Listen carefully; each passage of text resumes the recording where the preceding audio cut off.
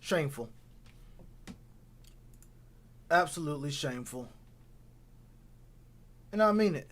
Absolutely shameful. What's up, y'all, man? What's going on, man? What up, Eshawn? What up, Daniel?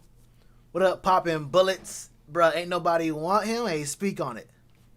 Hold up. Let me make sure my levels is right. Y'all, we looking good. We looking good, man. What's going on, Ray? What up, Shelly? What's good with you? Mr. Frost Teddy Two Gloves you? What that mean? Oh, he mad? He should be? What up, Richter? Yeah, buddy. Yeah, buddy. I'm your friend from Japan. It's like, what? 10 p.m. or 10 a.m. there? 9 a.m. there? What's up, my brother? What's good with you?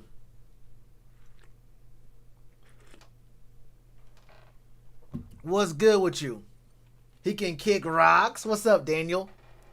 She caught me texting. Bro, they got me. Motherfucker slammed on his brakes and I rear-ended him. Wait, who? Wait, what? What happened? What are you talking about? What you mean? What up, Swish God? Teddy went through my phone.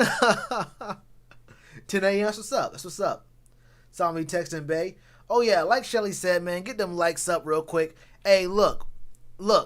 It's a lot to get into. If y'all want to speak on this yourself, I'm going to go over a few things first. But if y'all want to, as always, what up, the king? You can, I say as always, it's been like, what, 2 times total? But y'all can type this command in the chinat. If it even comes up, who knows? My bot is mad weird. I'm gonna be real with y'all. But I'll do it right now. Actually, I'm gonna be opening up the Discord so y'all can speak to me too. Y'all want to say something? Got something on your mind? Something you got to get off your chest? Something on your heart? Go ahead and get that out.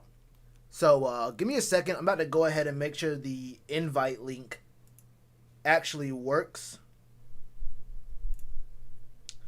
I want this to be, wait.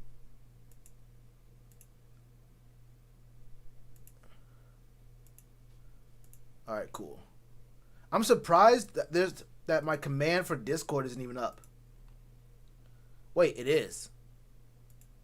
Hey, someone type exclamation point Discord. It should be good. Well, there it is. I don't know. Hold up, I got y'all though.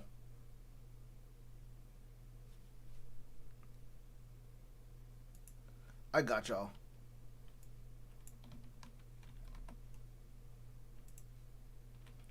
If y'all type it in the chat, it might work. If y'all type it in the chat, it might work. Who knows? Make sure you have an exclamation point in front of it. There's like, what is it? Like 40, 50 of y'all already in the Discord right now. I don't use it too often. You feel me? I don't use it too often. But I definitely want to hear from y'all. So the reason why we're all here, man, y'all know what the deal is. Y'all know exactly what the deal is. Okay, it's not working. Let me go ahead and kill that and then make a new one. The reason we're all here, right, is because Teddy Bridgewater. Simply, hey, look, man, let's be real. Teddy Bridgewater, if you were excited about him early, if you thought he was going to be all right for us, when he first came in, like, look, I won't lie to you. When he first came, I didn't really like him. After that first, those first few practices, he was on the field working with the tight end still. I said, okay, maybe I can. I was like, okay, I'm convinced. If Teddy Bridgewater is working with our backup tight end to get that chemistry going, you feel me, and get on the same level with our backup tight end in the passing game, then I know this man. I know this man can make something work with Ian. And if y'all been watching me for a minute now, y'all understand how I feel about Ian Thomas, right? All right, try the Discord thing now. But I was like, okay, he's working with the tight ends, so I'm a rock with Teddy. And it became very, very obvious very, very quickly that he was not going to be the kind of person who's going to be rocking with the tight ends, right? So at that point, I wasn't with it. I think I was off the Teddy bandwagon, if you can even call it that, a little bit quicker than some people was. You feel me? It's different. I can do this, actually. This is what it is.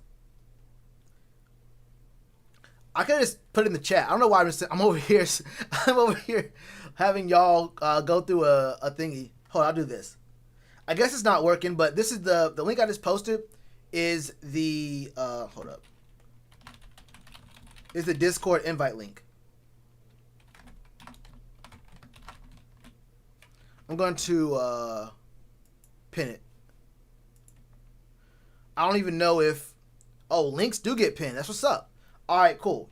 You don't gotta scroll. You don't have to use the command. Boom. The power of technology these days. I'll tell you what, my brother, it's something crazy, something beautiful too.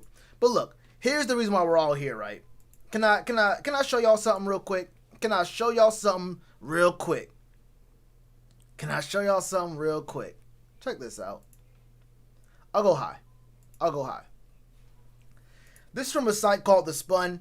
Teddy Bridgewater unfollowed the Panthers, set Instagram to private. I can't get on. I ain't gonna lie to you. On my personal IG, I don't follow any athletes. I don't follow very many athletes at all. Most athletes are kind of boring, honestly. I won't lie to you. Most athletes are kind of boring on social media. But you can see it is private. It says it right here. This account is private. And anyway, you wasn't gonna find me following Teddy Bridgewater regardless. So it is what it is. I ain't gonna hold you. I follow very minimal athletes. I don't even follow Braun, I don't think. But yeah, you wasn't gonna catch me following this man Teddy Bridgewater. I'm gonna just keep it a buck.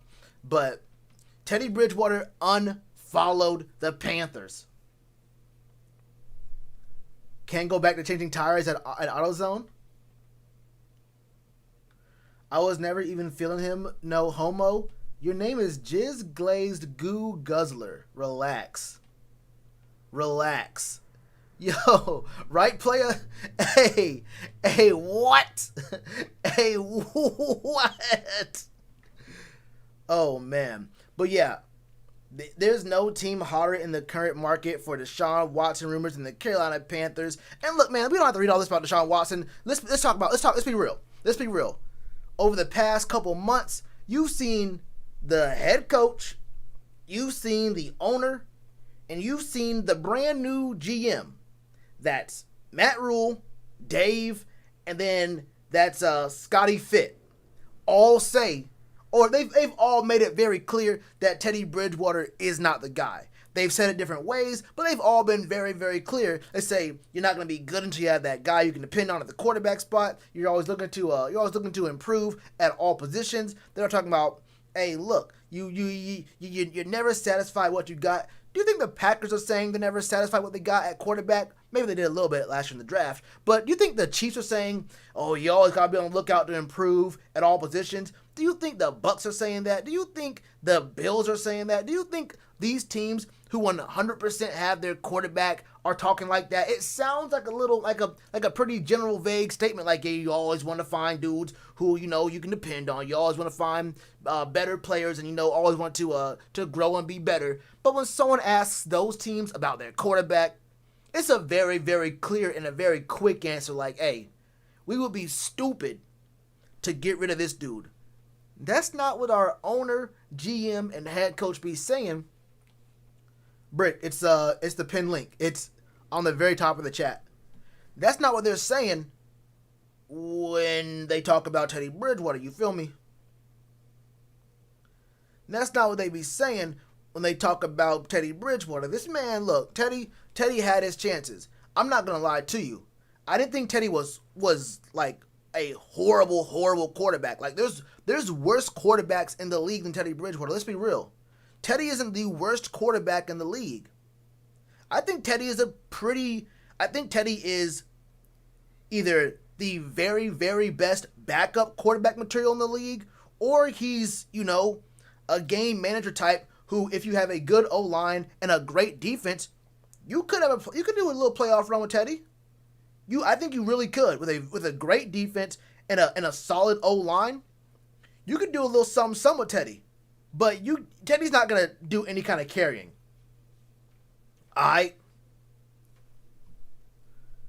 You got to feel for Teddy, though. He did well in New Orleans, a good O-line. Uh, actually, I don't have to feel for Teddy, and I don't feel for Teddy.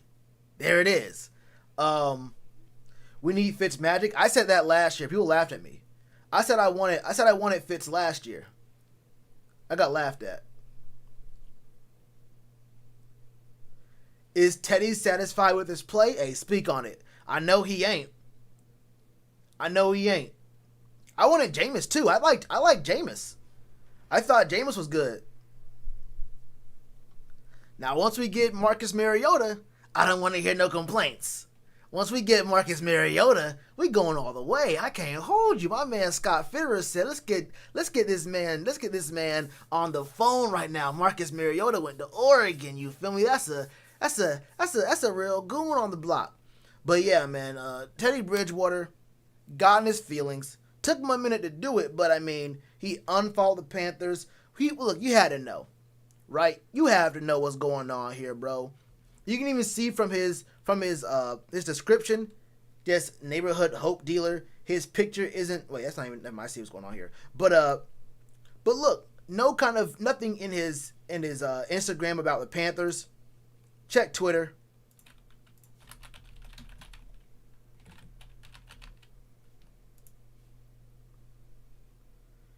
Oh, well, this is actually an image of Teddy with the Panther stuff. I'm actually surprised. Hold up. Let me see if...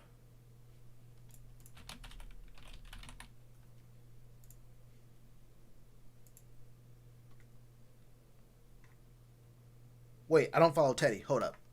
So first, I do follow Teddy. Wait, I follow Teddy on Twitter? That's wild. I did not think that I followed Teddy on Twitter. That's weird to me. This is a whole scroll. Hold up. Let me do this. So Teddy doesn't follow. Yeah, Teddy doesn't follow the Panthers on. Yes, he does. Wait, I searched it. What the fuck?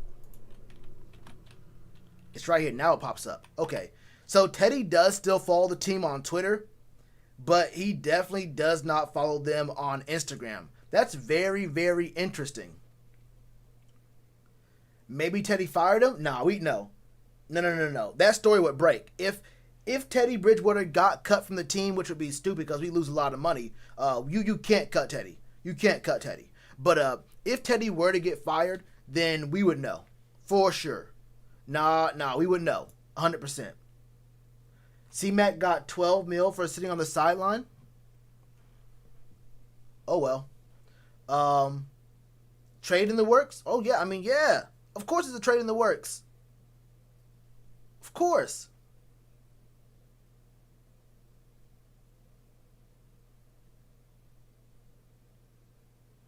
Yeah, bro. This man, he know what he did on the field, bro. He knows he didn't. And then here's the biggest thing, bro. Look, it's one thing to underperform, right? I think everyone understands. No one gets mad, right? No one gets too mad at someone who underperforms. If you underperform, you feel me? Everyone has bad games. Everyone has bad games. But when you underperform and then you constantly throw your team under the bus, you throw your coaches under the bus, you throw the scheme, the timing of the ball, the rotation of the Earth's axis, you feel me? The tilt, the wind pressure, the air resistance, the barometers in space. You're talking about a whole bunch of things, blaming everything but yourself every week. Every week. You already know what the deal is, bro. Like, that's one thing I don't like. One thing I don't like when someone's on my team is when they don't just say, hey, look, I had a bad game, it's on me. And when you know it's their fault, too. Like, look, if it's someone and you knew, like, you had a good game and you're like, hey, and they just say, like, hey, you know what the problem was. It wasn't me this game. You saw what I put up my numbers, you feel me? I did what I had to do. Now, them on the other side, they got to figure out what they got to do because it's, you know what I'm doing on this side. Like, you can't do that. I like that because you got to tell the truth and it's funny and entertaining. But in the football business, you can't do that to your team, right? But if it is your fault, and you start blame deflecting and saying, well, really, if you think about it, this thing right here happened over here, and it could have been, who knows, the game could have been decided on that thing too. It's like, nah, bruh. You know that at this moment, it was mostly you, and that's the and that's the big problem, bro. That's the big problem, is that he just kept blame deflecting. He just kept blame deflecting. All the Watson rumors are interesting and fun, but I don't see it happening. It could. It could. Wait, is he really on TikTok? But yeah, that's what I'll be saying though. Like he's making 20 mil next year. Like, hey, bro, if you feeling that bad, you have 20 million things to dry your tears on. Dry your tears on all that.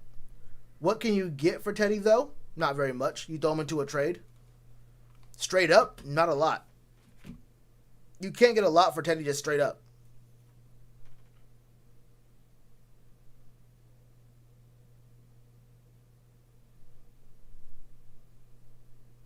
Just saying, make sure we get him traded, a new quarterback, and not too many draft picks. I don't know. I don't know. If we draft a quarterback, you probably want to keep Teddy.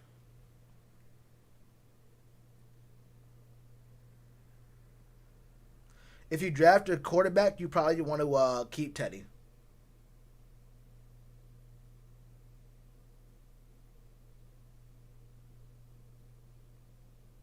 But yeah, bro, this man was sitting here crying. Sitting here crying. Set his IG to private. I mean, I don't even think. I bet he does do work on his own IG. I bet he has an assistant or someone who does his Twitter for him. I bet he has an assistant or someone does his Twitter for him, because he does still follow the team on Twitter. His Twitter ain't private. But it is what it is. A fourth and a fifth? You can probably get more than that. I mean, Teddy has more value, I think, than Carson Wentz. But the reason Carson Wentz went for so low is because his contract is way worse than Teddy's. But he does have years on his contract, which is valuable as well. You wouldn't mind making a move for Mariota? Yeah, I'd be joking when I say that. You don't want Marcus Mariota. Marcus Mariota is actually horrible. Like, he's actually horrible. I mean, actually just bad. Like, not good. No. Yeah. We off that. We off that. I'm making a move for Jameis Winston way, way, way before I look at Marcus Mariota. But I think they're both probably just gonna be pretty bad for the rest of their life. Won't lie to you.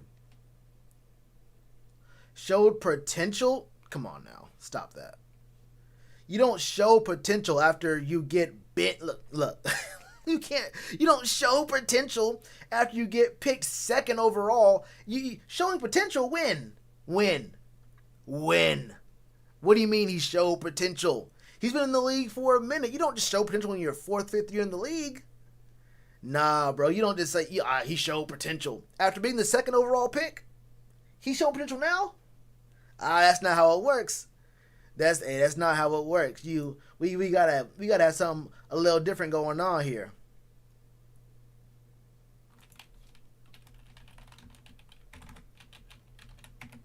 We gotta have something going on here. Look, what I'm gonna do though is, we've been going on for what, like 15 minutes? Ooh, 20. Hey, look.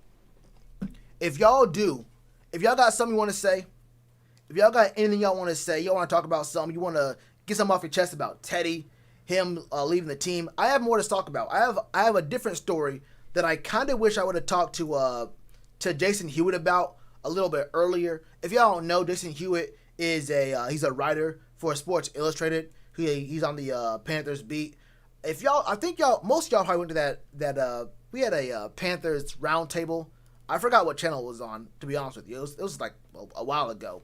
But he was on there too. Now, you might not remember, since he doesn't do YouTube content, and because during that roundtable there was like 12 of us. So one of us talked, and then we didn't get to talk again for another 45 minutes. So it was hard to like really get a word in at all about anything. That was kind of tough.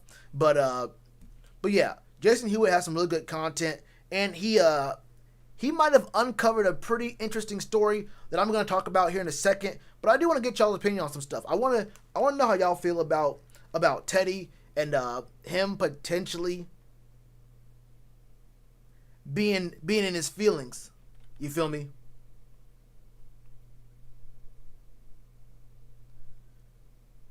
Cam's first game as a rookie. That was on Pat's channel. But yeah, if y'all want to hop into the Discord, just go into the general. Hold up. Just go into the general voice channel where it has a speaker right above the channel I'm in, and I'll drag you down to the call-in channel, and you can talk about whatever you want to talk about. It's kind of like calling in. I don't have a phone line set up. Hold on, I'm typing the Discord right now too.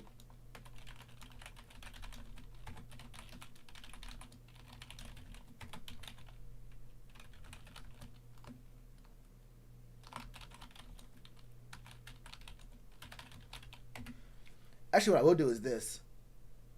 Let me do this.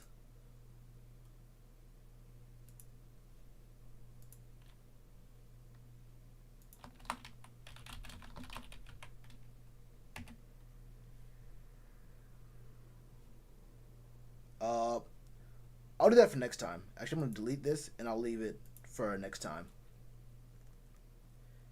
If we get Watson, should Luke come back? Stop that. Go ahead, stop that. All right. We got a couple in the waiting room right now. So what I'm going to do is I'm going to get them in here. And I want to know what they got to say. Let me put the... I'll keep this up here, actually. Desktop audio. Make sure I got this going to the right thing. All right. Boom. All right. We got someone in here right now. I'm going to go ahead and pull them in here. I'm going to turn this down because it's going to be loud as hell. I don't know if people got their mic set up the right way. All right, cool. I'm going to bring in my man, Brockavelli. I'm going to see what we got to say. Hey, Brockavelli, what's good with you, bro?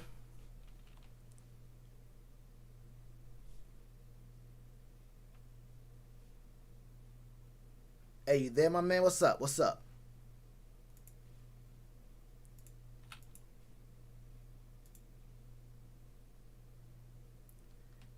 Oh, what up, drummer? I don't know if I said what's up to you earlier. But what's good with you, bro? All right, I'm gonna let Brockavelli. I'm gonna let him handle what he got to handle, and then I'm gonna bring him back in here. We do have Wave Matriarchs here, though. My man Wave, what's good with you, bro? Talk to me. What, can you hear me? Yeah, what's up? Oh, nothing much, man. What's good, bro? What you want to talk about, man? What's on your mind? Man, I was just... My immediate thought to all this was like, is Teddy Bridgewater, could he get released soon? I know it's weird to say with his contract and all that, but could this... What was he maybe informed by the front office that a change could be occurring soon? Was he informed? I mean, I don't think he really had to be informed. I think what it was Yeah, for real. I mean, he knows. Look, if it got out that we were offering all this stuff for Matt Stafford and we're in on like all these deals for quarterbacks, Yeah, that's just true. he gotta know, right? Yeah, for real. Wait, they said they can't. Y'all can't hear me? Oh, they can't hear me? Nah, it says it's going through. Let's see. Let's see. It's only one person said he can't. Hold up. I'm getting your sound coming through my system. All right. Hold up. I'm gonna just make sure I can't hear you before I keep it going. Yeah, yeah, you're straight, All right, bro. cool. All right, baby. Yeah, you good. What's up, man? I mean, nothing much. Kind of sad we didn't get Matt Stafford, but the Rams made too much of an aggressive offer. Yeah, hey, look, when you really want someone, and I guess honestly, we're trying to get rid of all that money that Jared Goff was gonna be. Yeah, that's true. You gotta go. They made that move. That was like the perfect chance for them. Probably the only shot for them to get trade out of, Garrett. Yeah, but I mean, look, I think the fan base was kind of split. Like I thought that Matt Stafford was actually a decent quarterback. He could have been pretty good here. I think. True. I think he could have been a threat in Joe Brady's offense, like a threat. Yeah, for real. No, hey, let me know. He had a good. Yeah. And what are your thoughts on Deshaun Watson though? Like, would you make that move, and what do you think it would take? Man, I actually have a Deshaun Watson jersey. Believe it or not, it's a Houston one though. Maybe I could turn it into a Panthers one. I mean, look, I wouldn't be too mad about it. It all depends on like what it would take. Deshaun Watson he is real though, and he's what 25 something Yeah, like that. Like, yeah, he's really talented for his age for sure. He's already one of the top quarterbacks in the league. It'd be great to get him, but we're gonna have to make an aggressive offer. But Fitterer apparently he's already making an aggressive. Fitterer, I think it's his last name. I don't know how to say it, but he's making aggressive offers, man. Especially for Stafford. If he wants him, man, he'll get him. yeah, I mean, as For the real. only reason we didn't get Matt Stafford is because, like you said, the Rams made that crazy deal. Like we would have Yeah, that's probably not. we would have had Stafford by now. That's the crazy part. Yeah, we would have had him. Like when he said he's gonna be in on every deal, it sounded like he being real about it. But Yeah, I was like, okay, all right, we'll see Scott, and then he's aggressive. He's in on every QB deal ever, yeah, I mean that's what we except want to see. Carson. I'm glad he didn't go for Carson. If he traded for Carson, I would have been sad. Like I wouldn't have liked him for real. But I'm glad he got traded. Oh no, yeah. Carson Yeah, could have only gone to the Colts, bro. Like, hey, look, I'm not gonna lie, yeah, this Frank man, Reich. yeah, he has problems. He has some problems that I don't think we could have fixed. Like you said, Frank Yeah, Reich no was way, no probably way. the only person who could have fixed that. But hey, Mm. so let me ask you this: would you have traded Yeah, what's Christian McCaffrey for in the deal for Deshaun Watson? Trade McCaffrey. I mean, I follow an Instagram, right? And that trade offer came up. I think it's called like Panther Center. Y'all in the chat should check him out. He's really good on Instagram if y'all have him. He said the QB position is way more valuable than the running back position, even though we had the best running back in the league. He also said, look at the last 10 Super Bowl champions. Did they have an elite running back or did they have an elite quarterback? I went, hmm.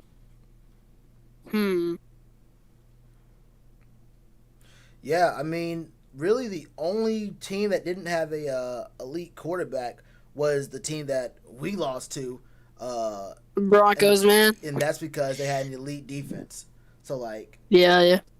I mean, what's crazy is, I mean, Brock Osweiler was a better quarterback on that team the full year. But yeah, Yeah, that's true. that's the thing though. Like, and I understand why the Panthers why they paid C-Mac, just because like you got rid of every single recognizable name on the team, and like for the Sure. fans, you kind of gotta say, look, if you get rid of every single big name, big draw on the squad, and then you ignore Christian McCaffrey, or you do the whole thing where you have him for 4 years, then you do the fifth year option, and then you try to do the tag, Yeah. like that can Mm. really fuck up, or that can really mess up the relationship and make fans feel Yeah. some kind of way. Yeah, for real. That's just tough. I mean, yes, someone in the chat said if Tepper really wants Watson, they're gonna get him. I definitely agree with that. Tepper's, dissing Teddy everywhere. I'm like, yeah, I mean, if he wants the franchise, he'll get the franchise. Like Tepper's aggressive as it is, but if he wants Tepper, he's gonna get Tepper. Not if Tepper wants Watson, he's gonna get Watson. Excuse me.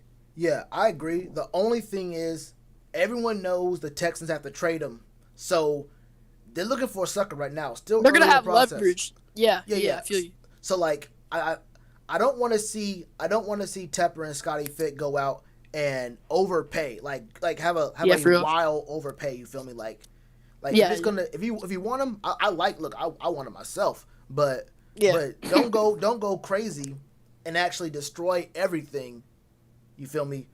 And then you have Deshaun Watson, and he looking around like Will Smith at the end of Fresh Prince. You feel me? Yeah, for real. So maybe a trade offer. I saw 3 firsts in CMC. That's a lot, and maybe we got like a 6th-round pick back a 6th-round pick in Deshaun Watson. I mean that's pretty realistic. Pretty realistic trade offer. I also saw maybe we can include Teddy Bridgewater if they're looking for a bridge. Teddy may be one of the best bridges in the league. That may be a hot take, but like if you want a quarterback in a short amount of time, like Teddy Bridgewater may be your guy. If you have talent around him. Well, actually, he had talent around him this coming year. He didn't do anything. Kind of take my statement back now. Well, like Teddy could be a very good, solid bridge option for you. Nah, Teddy's not definitely franchise. Yeah. I think Teddy is solid. You feel me? Like Teddy's not horrible. Like if you know it's not your franchise, you want to give him like 2-3 years, probably more like 2, maybe a 3rd year option. while you're looking for your next quarterback, there's value in that. And also throwing in Yeah. CMC, you're able to get out from a lot of cap over the next few years. So you're able to make more moves to get pieces around Deshaun Watson. Like you can actually build your O Yeah. line and other stuff, or even your defense or whatever you need to do. But Mm. but yeah, like there's a lot of options to make there, and like that's gonna be a really aggressive trade because you're not gonna have any first round picks for a minute. True. So Yeah. yeah, so it's gonna be that's gonna be a tough one. But I'm about to go ahead and get someone else in here real quick, bro. You got 30 Alright. seconds. You got anything you want to shout out? You want to say to the people out there, man? Let them know. Hey man, I'm gonna miss Trey, but he was really good for the fan base, But it's a cap casualty move. We gotta make. What was it? 30 mil we cleared from like the last couple free agents. Got Yeah. KK, Trey, Stephen Weatherly. Stephen Weatherly, You- Mike Pilardi, Mm-hmm. and Pilardi. yeah, Trey. But yeah, we cleared 20 million, but now we have 30 million total in cap space as of Oh, right now. I got you. So Yeah, we're gonna miss KK and Trebo a lot. They helped us out a lot, It's definitely Trebo's kind of bad during the Super Bowl run, but KK for sure helped during the Super Bowl run. So, we're gonna miss the legends. So yeah, that's pretty much all I got to say to the people. all right, man. Thanks for coming through, man. And I'm gonna do this again sometime soon. I definitely want you back on. All right, but All right, bro. all right, for real. I'll be on the stream. Hell yeah. Peace out, man. All right, bro. Look, I'm gonna say it right now. I don't think I even mentioned it, but he said it. I like Trey Bo. Hey, Trey Boston was a real one. Like, obviously he was inconsistent. How you get in? Hey, Cutie, you the one who's messaging me on Discord. If y'all trying to call me on Discord, that's not how it's working. Y'all have to join the actual channel. There's a link right there. Join the channel. I'm gonna change the name of this. I'm gonna change the name of this channel to Waiting Room. You have to join the it's the Shellitronnn Discord. The link's in the pinned comment right here at the very top of the screen. In the chat you're chatting in, there's gonna be a voice channel. I'm in the call-in channel, and there's a Waiting Room voice channel. You feel me? Boom, you're right there. You hop in there. I'm already seeing who's in the what the order is, so I'm seeing what's going on there. Just hop in there. I'm gonna pull you in. What up though? What up, Asia? If you give those three first, yeah, exactly, Todd. Y'all seen these check down highlights? Hey, look, I haven't uploaded it yet, but I have a Teddy Bridgewater highlight video I'm dropping soon, and I really wanted to make this a surprise, but this is gonna be for all y'all who are here right now. I have a Teddy Bridgewater low light video coming out. I think it's like 8-9 minutes long of all the Teddy low lights of the season. I scrubbed through all the look. You wouldn't believe it. You wouldn't believe how much game film I went through to find all these low lights for Teddy. You feel me, man? But yeah, I'm gonna go ahead and get Brockavelli in here. Ooh, someone left. That's tough. But I'm gonna get Brockavelli in here. I think his mic is set up a little bit better now. Earlier you mentioned we go for a tight end at 8. I was joking, bro. I was joking. I was joking. That's a joke that Pat started. Hell no, we don't want to tight. I don't want to tight end at 8. That's a joke. I don't want to get out there that I was being too serious about that. But I'm gonna keep making that joke for sure. I'm gonna keep making that joke, but no, hell no. All right, let me get my man Brockavelli in here. Hey Brockavelli, what's good with you, bro? Oh man, I finally got it fucking fixed, bro. Yeah, I was talking to you. Your mic I was know. muted. I'm not, when it comes to crunch time and shit, I start forgetting shit. Bro, how you been, bro? Been on here, for like a couple years. You know what I'm saying? You've been doing your thing, man. Hey, it's just another day, man. I'm just trying to, get this content out, let y'all know a little something. If I can make it entertaining with this. Me too, man. Me too. I'm trying to get my fucking page started up too. But that's besides the goddamn point. I have a question for you. What's up? Do you think the Carolina Panthers would be negatively affected if we got rid of Teddy Bridgewater? In what way? And yardage and touchdowns. Because I seen this motherfucker had 15 touchdowns and 10 fucking interceptions. Bro. Look, who get paid 20?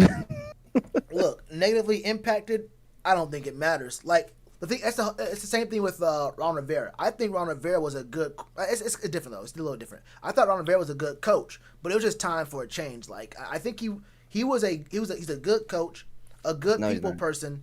No, he is. Okay, wait. He's a solid coach. He's a solid coach, a good people person. But he is. But it was time. It was time for a change there, and look, you really can't go that much further down. I'm talking about clock management. That motherfucker had the worst clock management I've ever seen. Look, you ain't lying about that, but we had the same issues this year, so it's a whole different. It's a whole that is the thing. So like that's the biggest thing. It was like, okay, Ron. We had the problems with Ron and Cam. Like, wait, is it Ron's fault? Is it Cam's fault? We had that same shit happening here. Brand new coaching staff, brand new quarterback, all that. Do you have do you think that Ron Rivera had any how do you say like fingerprints on the development of Cam? For sure. I mean, they came in the same year. He was the only head coach Cam knew. Yeah. Cam wasn't a throwing quarterback. He was a running quarterback. Yeah, but I mean, his first couple games, he was going crazy. Oh yeah, the 415, 420. I know. I was like, oh man, we got the franchise. Fucking, it's sealed. Like, you know, I was saying we got it, man. Way better, 100 times better than Andrew Luck. Exactly. Andrew Luck started going dummy, but the Colts. The same thing happened with similar things happened with Cam. They didn't give him an O line. He got sacked like 50 times in one year, and I think he like tore his liver or something. And like he had like broken ribs, bro. He had like some kind of one of his organs was like lacerated in the game, and he kept playing. It was wild. Hey, Tree, right? I'm saying, if Teddy Bridgewater wants to not be the quarterback, and you know it was like some PJ, you know, he popped in the motherfucking game, like he was doing the same thing Teddy was doing. I ain't gonna hold you. PJ is not good. He's not. I'm definitely, you know, there's a reason why that motherfucker was in the WWE fucking. Look, I don't see. I hate disrespecting the. Actually, I don't hate it, but like people, look, I don't look. If this football on, I'm gonna watch some football, right? So like, yeah. So like, I'm not gonna hate on the XFL. I did. The AF was bad. The AF was like Cardale Jones and then like some other like people who just no names. Like I couldn't watch the AF, but the XFL. I mean, it was something.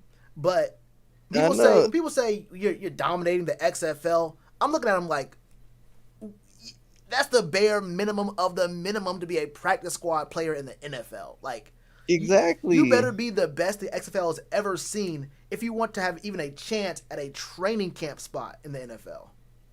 And then to be a quarterback in the NFL? Yeah, exactly. So like it's a slight bit different. And people don't either remember or don't care to look it up. But he got outplayed by both Scott Tolzien, who is now a assistant coach for the Cowboys, and he got outplayed by Chad Kelly, who was Mr. Irrelevant, I forgot, like 3-4 years ago, the literal last pick, the dude who used to call himself Swag Kelly. He got outplayed by both those dudes for roster spots in different preseasons. He had chances. People say this is his first chance in the NFL. He's had chances to play his way onto rosters. I mean, the XFL.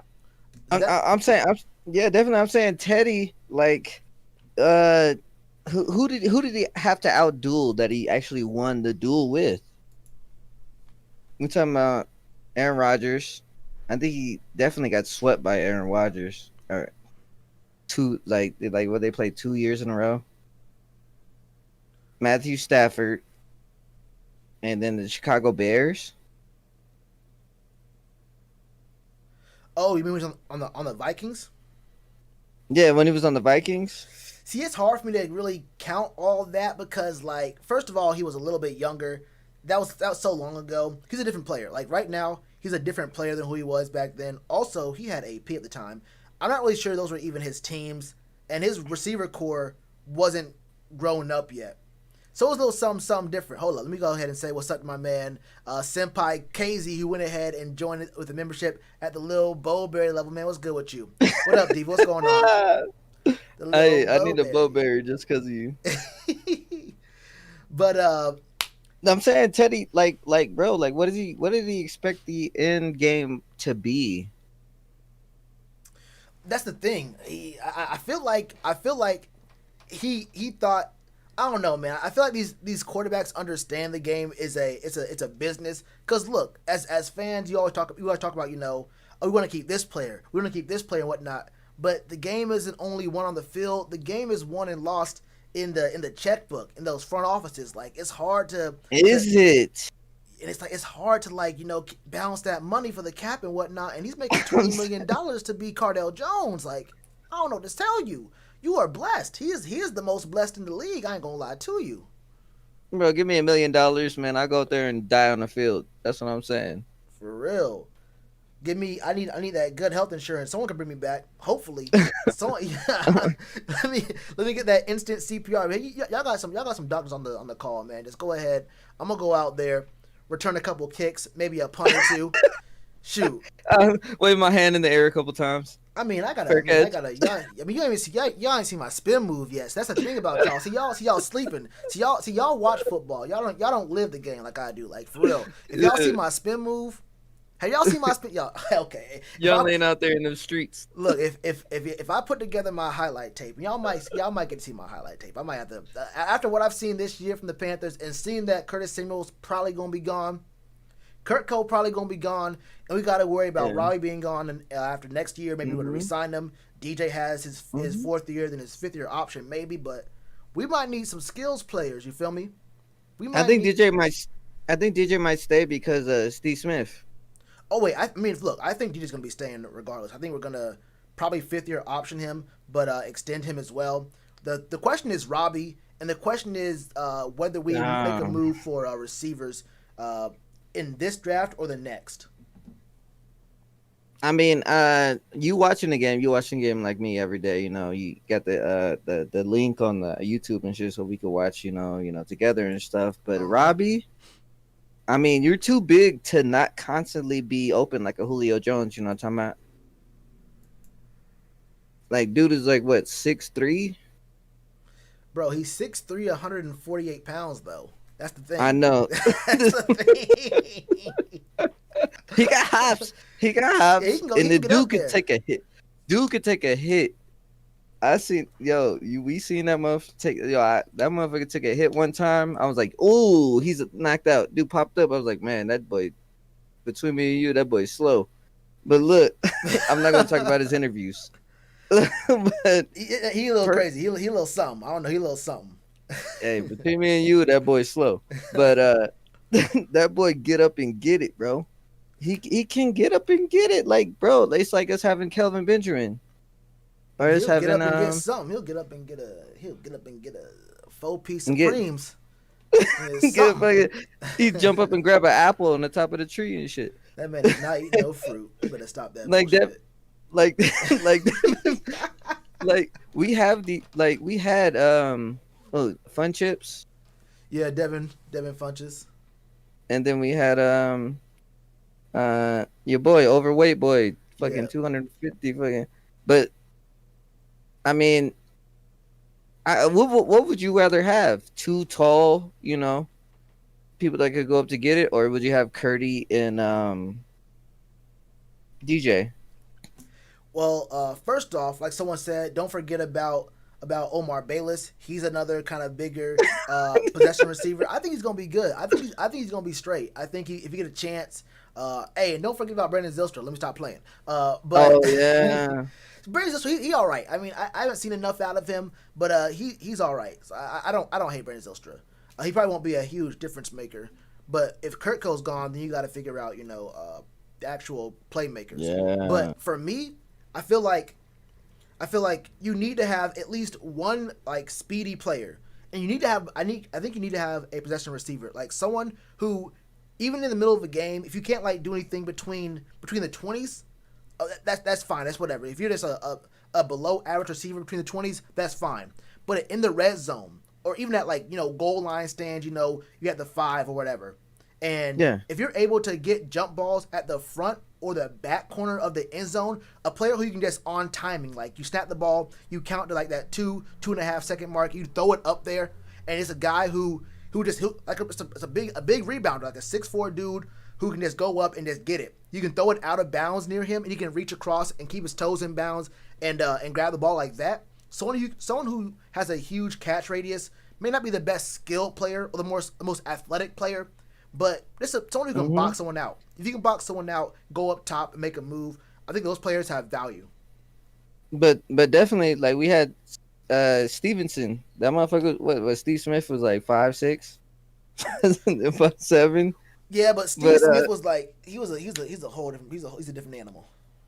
But he'd go up and get it. You know what I'm saying? He had that dog. He had that fight. He would launch up and grab that shit in the end zone. That fader, you give that shit to that boy, he'd come down with it. And right now, I'm thinking on this squad we have right now, Teddy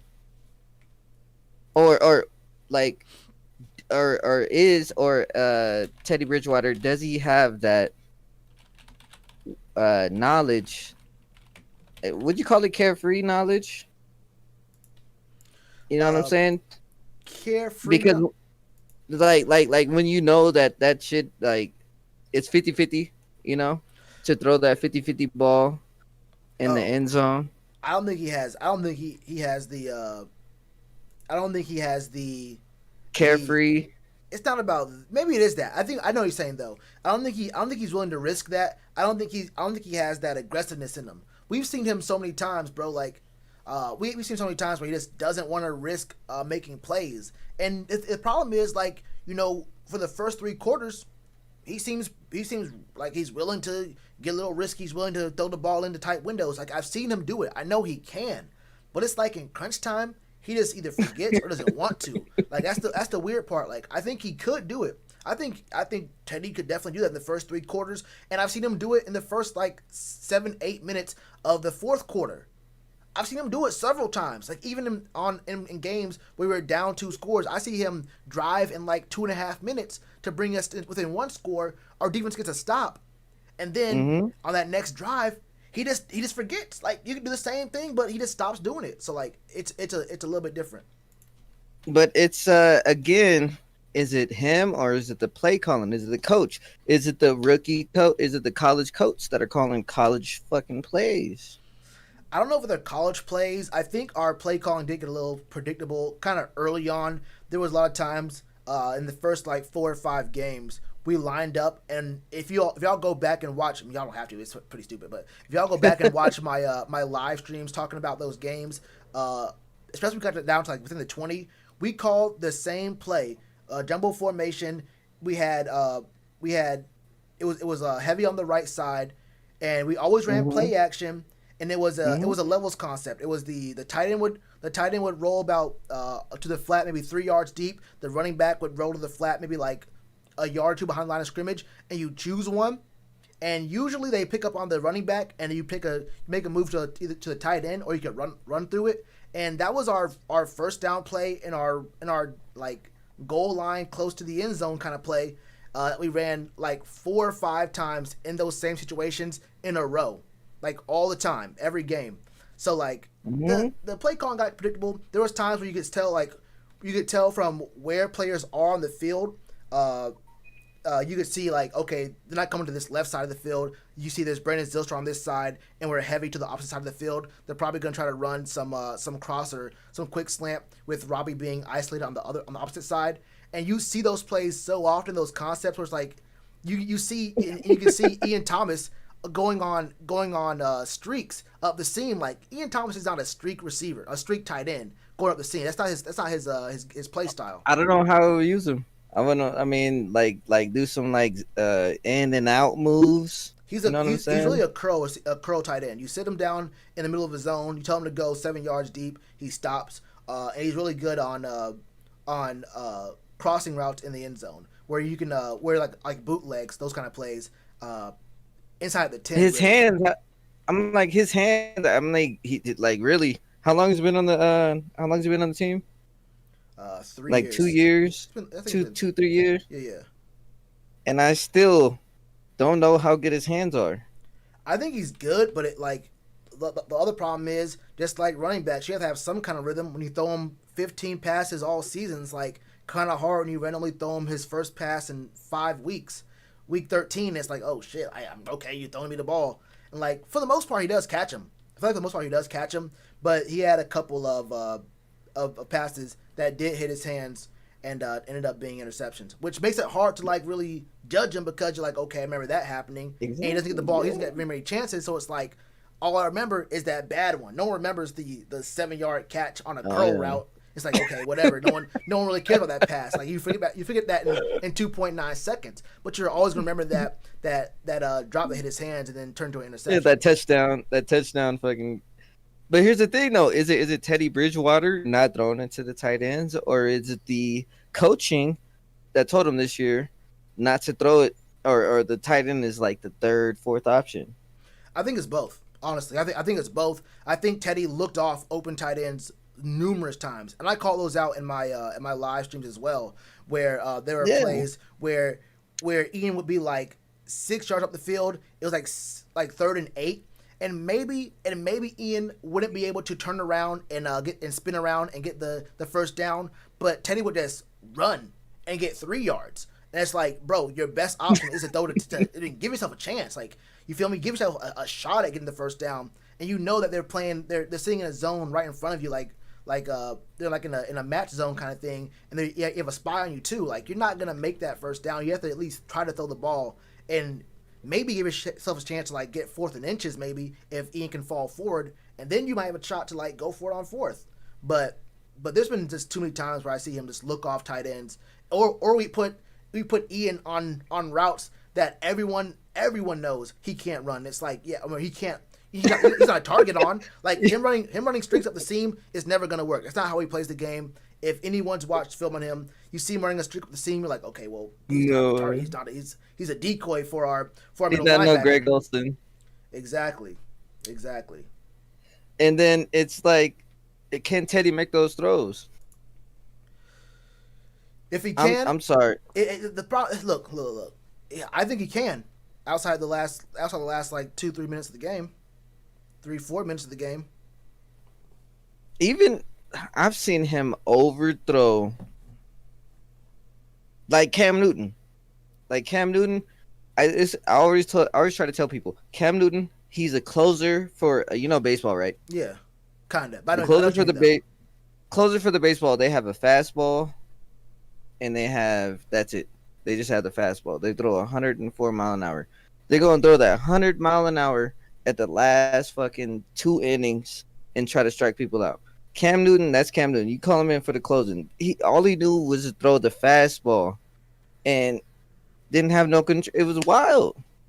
And Teddy Bridgewater doesn't have that fastball. He got that knuckle. I haven't seen that many accurate passes. I'm not gonna lie to you. I have not seen. Teddy Bridgewater. He got that money, bro. He got that motherfucking. He tricked because the Saints have that good ass offense. O-line. Mm-hmm. And he stood behind that O-line and played 6 games and got that bag. Like, I can't get mad at him because he fucking finessed the system. No, what I was extremely I was laughing about was what's funny is our own fan base. Y'all remember when half this fan base, and I'm gonna say 90% of the fan base because no one was with me when I was talking about Taylor Heineke. I'm gonna be real with you. I was one of the only people talking about Taylor Heineke. Yeah, he was good. He was good though. But week 17, when we went against, it was 2018, when we went against the Saints, it was Teddy Bridgewater starting that game. That's the game where Kyle Allen won, the very last game of the year, where the Saints only started half their starters, or they started their starters, but only for the first half of the game. That was the game where Michael Thomas needed 34 yards to reach 1,400 yards on the season and become the franchise the all-time. Yeah, the franchise. But it took Teddy Bridgewater 3.5 or about three full quarters to get this man 34 yards, and he was trying to get him with it. He was going to him often. That was the game where Teddy Bridgewater got picked off by Colin Jones. And we said that Kyle Allen earned his spot on the team because of that game. But that's not about Kyle Allen and Taylor Heineke. I'm just saying that Teddy Bridgewater wasn't good that year. And the very next year, he gets a chance to start 5 games. And then that was enough to convince people that he was a decent quarterback. I've been knowing. I was like, I'm not all that sure about Kyle Allen, and I know for sure Teddy ain't it. But he tricked me when he said he wanted to go to the tight ends before the season started, and didn't happen. I'm saying, obviously, do you think he knows he's not the future of the franchise and it's affected and continues to affect his mind state? The bigger question is, who cares? I mean, he didn't think that last year, and his game wasn't all that great. So, like, what do we really expect? Moving forward, like, oh no, he's gonna play worse this year because he's unsure about his pace in the franchise. Like, what's the issue? What's the deal? Like, oh no, Teddy's gonna play worse. Okay, we'll get another top 10 pick. I guess. I don't know. Like, if he's not gonna play better, and whose idea was it to sign this motherfucker for that much money? Look, I think the real issue there was he probably could have got him for less, but I think there was a market for Teddy Bridgewater. The only problem is, it was a bet. Like, you see him win 5 games, say, okay, he might be worth something. And when you think about it, a 3-year deal for him, where the most money he was going to be making was like $20 million, like, that's a very good deal if Teddy Bridgewater pans out. If he had a good year this year, like, we could have easily been 9-7 this year. But if he would have panned out, that would have been a great bet. Like, picking him up, kind of like an unknown, kind of like getting Carson Wentz for the Colts, or Matt. That's a little different for the Rams and the Lions. But like, that could have ended up being a pretty good bet. The team made a bet, maybe a little bit expensive of a bet, honestly, but it was just a bet on Teddy Bridgewater. And if they hit, they look like geniuses. If they didn't hit, well, it looks stupid. But I'm like, it's now it's right now. Yeah, so that's how bets work. Like, you either make that money or you just lost a grip, and you're like, damn, I knew it was the other thing, bro. I knew it was the other way around. I just ain't do it yet. I was thinking way too hard about it.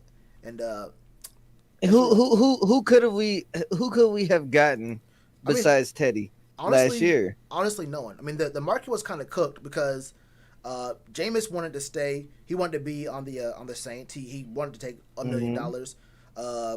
Fitz wasn't moving. There was no one to take. I think. Well, I said I wanted to keep Kyle Allen, but that Kyle Allen trade turned into.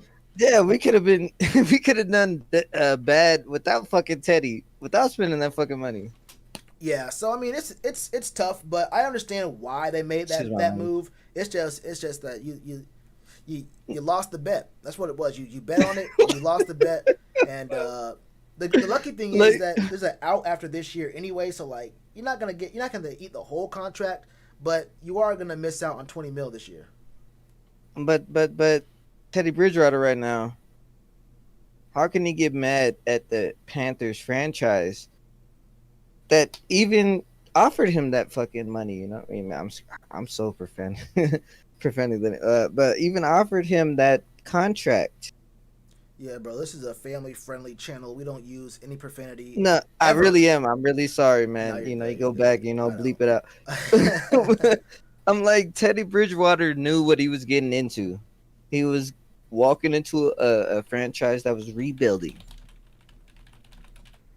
I mean, and it's just, if you're a quarterback, you have a big ego. I mean, it's just like if you want to be the president, you have to have a big ego to think you can be the president. But if you're a quarterback, you're told your whole life, you're at the NFL level, you're told your whole life you're the best. And like, I'm sure when you're coming up, you're always the best of the best around, right? Like, wherever you're coming up from, if you're an NFL quarterback, wherever you came from, you're probably the best athlete ever. And you're always being told that everyone's like treating you like whatever. You feel me?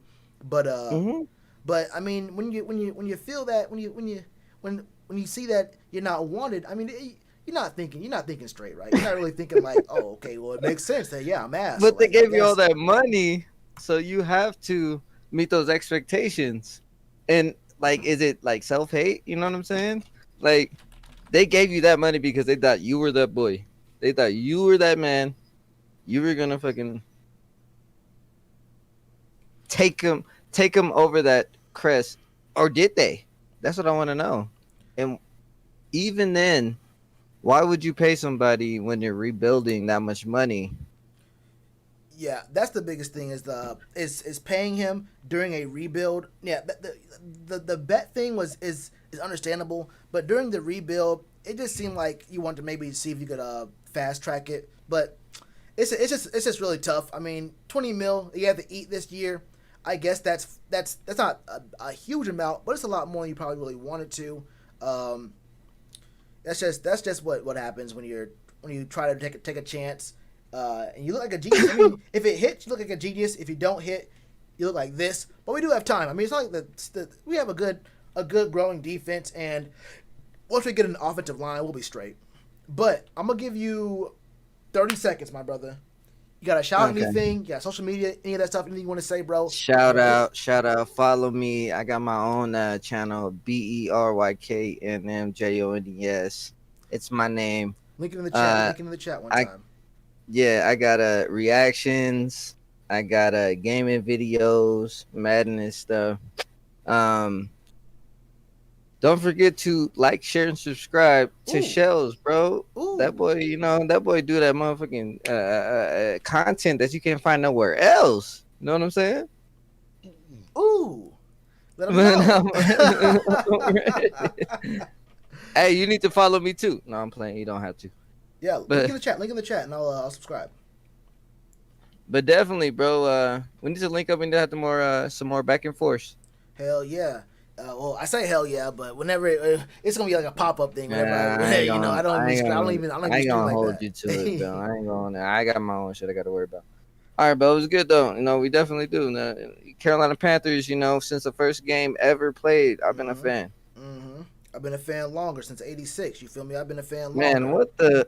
I've been a fan longer. Get out of here. I've been a fan longer. All right, bro. All right. I'm out of here, bro. Peace. All right, Break. Thanks for coming, bro.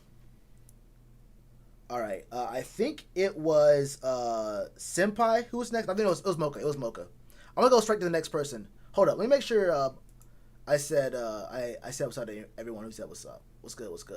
5'11" with Will Greer. Yeah, I like Will Greer. I think Will Greer could have. I don't know. That's a little tough.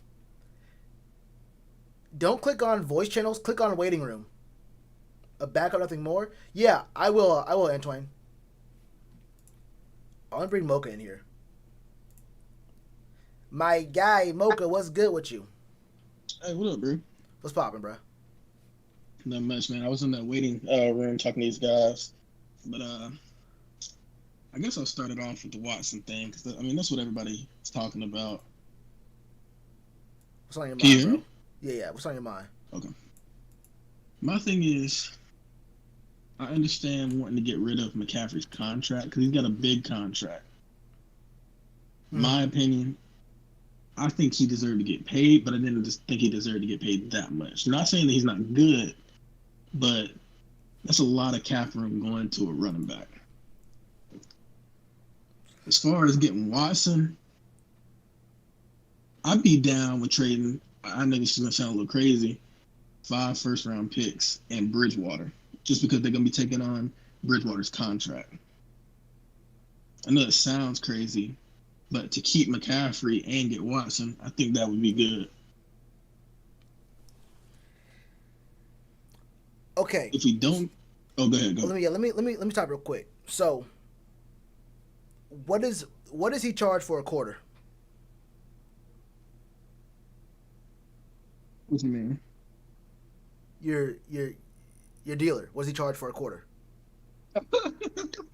I gotta know. I gotta know. Did you say? Hey, you ain't say 5 first. Look, that contract is bad. Look, don't get me wrong. That contract is bad. It's a bad contract. But hell no. It won't cost that much.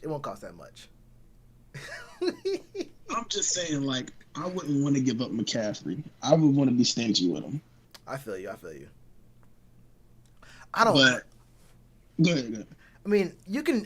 That's the problem, and I hate it. I hate it for running backs because that's just the nature of it. Because the easiest position to come from college to the pros is definitely the running back position. So like you really could just churn them out, and like C-Mac is a generational talent who has been very good. But the problem with Christian McCaffrey is that we spent 2 years straight just squeezing everything we could out of him, turning him to the ground, going to him every single play. Even when Cam was here, we were throwing those check downs to him every single play. We got him that thousand. We were going to him every single play.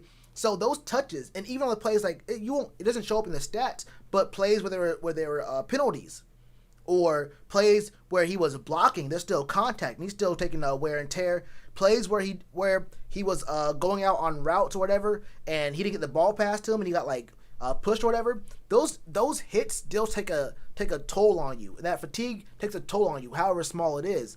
And that's a lot of touches, 2 years straight, and then the very next year he has several different injuries. Like that wasn't just one long injury. He had several different injuries that kept him out all but 3 games.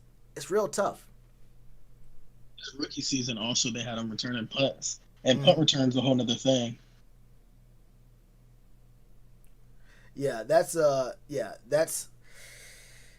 I mean, y'all know how I feel about kicking in general, but yeah, punt returning, the whole special teams returning thing is you can. First of all, there's always a penalty on those, but you can get really you can. That's full speed. It's not like you're like coming from like 10 yards away or whatever. That's full speed from like 30, 40 yards away if you get if you like feel the kick right. Exactly. But as far as, I mean, I want Watson, but I definitely don't want to send McCaffrey away because, I mean, that leaves with Mike Davis. I'm not saying Mike Davis isn't capable, but we've seen what we got out of Mike Davis. He's a good, 1B, maybe at best. Not a dog on him or anything, but my opinion, I'd love to have Watson. But if we don't, I'm not going to be mad because we're going to have a lot of cap room. Might be able to keep Kirko. We might be able to go ahead and sign back Moten, which I think is going to be better off for us. Yeah, the thing about that is, first off, with the cap room, we couldn't keep both Kirko and Moten. And the issue with that is we might end up losing both of them because they're going to be unrestricted, and it could be a bidding war. Like, they're going to get, other teams know how valuable they are. So they're going to be getting offers from places that may be more than we can give them, or they'll be getting offers from places that have a more, like, a clearer path, or they're just closer already to deep playoff runs and chances at getting rings. And, like, and for these dudes, like, some people might be motivated by money. They'll take the deal with the most money. Some dudes will say, I'd rather get paid $15 million by the Chiefs than $20 million by the Panthers, or like $18 million by the Panthers, because there's not a real, like, clear path for us right now. We have to bank on if we draft a quarterback, we have to hope he's good. How soon will he be good? When he's gonna get protection? You feel me? And will those contracts line up? Like by his 3rd year, will the contract? We're not gonna have DJ. We have to re-sign DJ or Robbie, and like the guys on defense, they're looking for their second deals as well. Like the rookies from this season, like Jeremy Chin and Brian, are looking for their deals in the next 3-4 years. So like how the contract's gonna work out? Is he gonna be playing with the good players on our defense? How's that money gonna work out in the future? So like you could really, it's kind of a toss up between finding good players and having the right timing between your good players now and when you have to pay them later for when your quarterback is actually decent then. Yeah, which that's one thing, like Marty Herney, that man did not know how to deal with cap. He was awful. Yeah. He just handed out bags left and right. Didn't care. And it's really screwed us. I mean, that's happened twice too. And that's why that man up there in New York, the only thing he did was get us out of cap hell. Now, he loved his hog mollies, but he was able to get us out of cap hell. I mean, he did what he had to do. But Marty was a little bit better. He was better in the draft. But yeah, he has some problems with evaluating players the right way and paying them at their value. Definitely. I think one thing that's going to benefit us with Matt Rule, though, is he definitely gets the most out of his young players. I mean, he's a motivator and he's a player developer. And I think that's one place that is really going to help us out going down the line, especially even with our cap situation. We'll be able to bring in these young talents that aren't getting looks other places, and he'll get the most out of them. Yeah, I agree. And the good thing is he has a unique perspective. Since our team's gonna be so young, like obviously he spent all this time at the college level, and he spent a lot of time with newer players too at the college level because like obviously, I mean at Baylor for sure, a lot of the players there had decommitted or left the program because of all the stuff that was going on. They lost a lot of scholarships too, I think, around that time. And Temple this is a strange situation just because Temple's not a very good football program historically. Yeah. So like you have newer players and you're able to motivate them and whatnot. And coming from the college level, you have guys who are still a little bit in that mindset or used to that, and you're like still connected with how those guys think and how to connect with younger players. Because like when you're old, like it's kind of hard to connect with younger people. But if you're always around young people, then you'll have some you'll know at least a little bit about how to connect with them and what they be talking about. So that can be a kind of an influence and an advantage he has with some of these younger players going to be on our team. I mean, it's the Jimmy Johnson and the Pete Carroll effect. They come from college. They have all these connections with the college players, and they're able to just, stoop down to their level because they know exactly what college players are. Yeah, exactly, and that can definitely be a pretty big advantage. Sure. I was one of those people that was really high on Jamie Newman until I seen him in the Senior Bowls. And the way that he navigated the pocket, not to say that the O-line play was good in the Senior Bowl, but you could definitely tell a difference by when one quarterback got in, the other quarterback came out. Like there was a huge difference. Wait, are you saying Jamie Newman was good or bad? I was high on him before I seen him in the Senior Bowl. Okay. Now that I've seen him navigate, top NFL prospects pocket, I'm just like, God. Yeah, that man he looked like a deer in headlights. Like he looked like he never even seen a football before. It was Yeah. bad. It was bad. I felt like I was watching like the XFL or like AAF.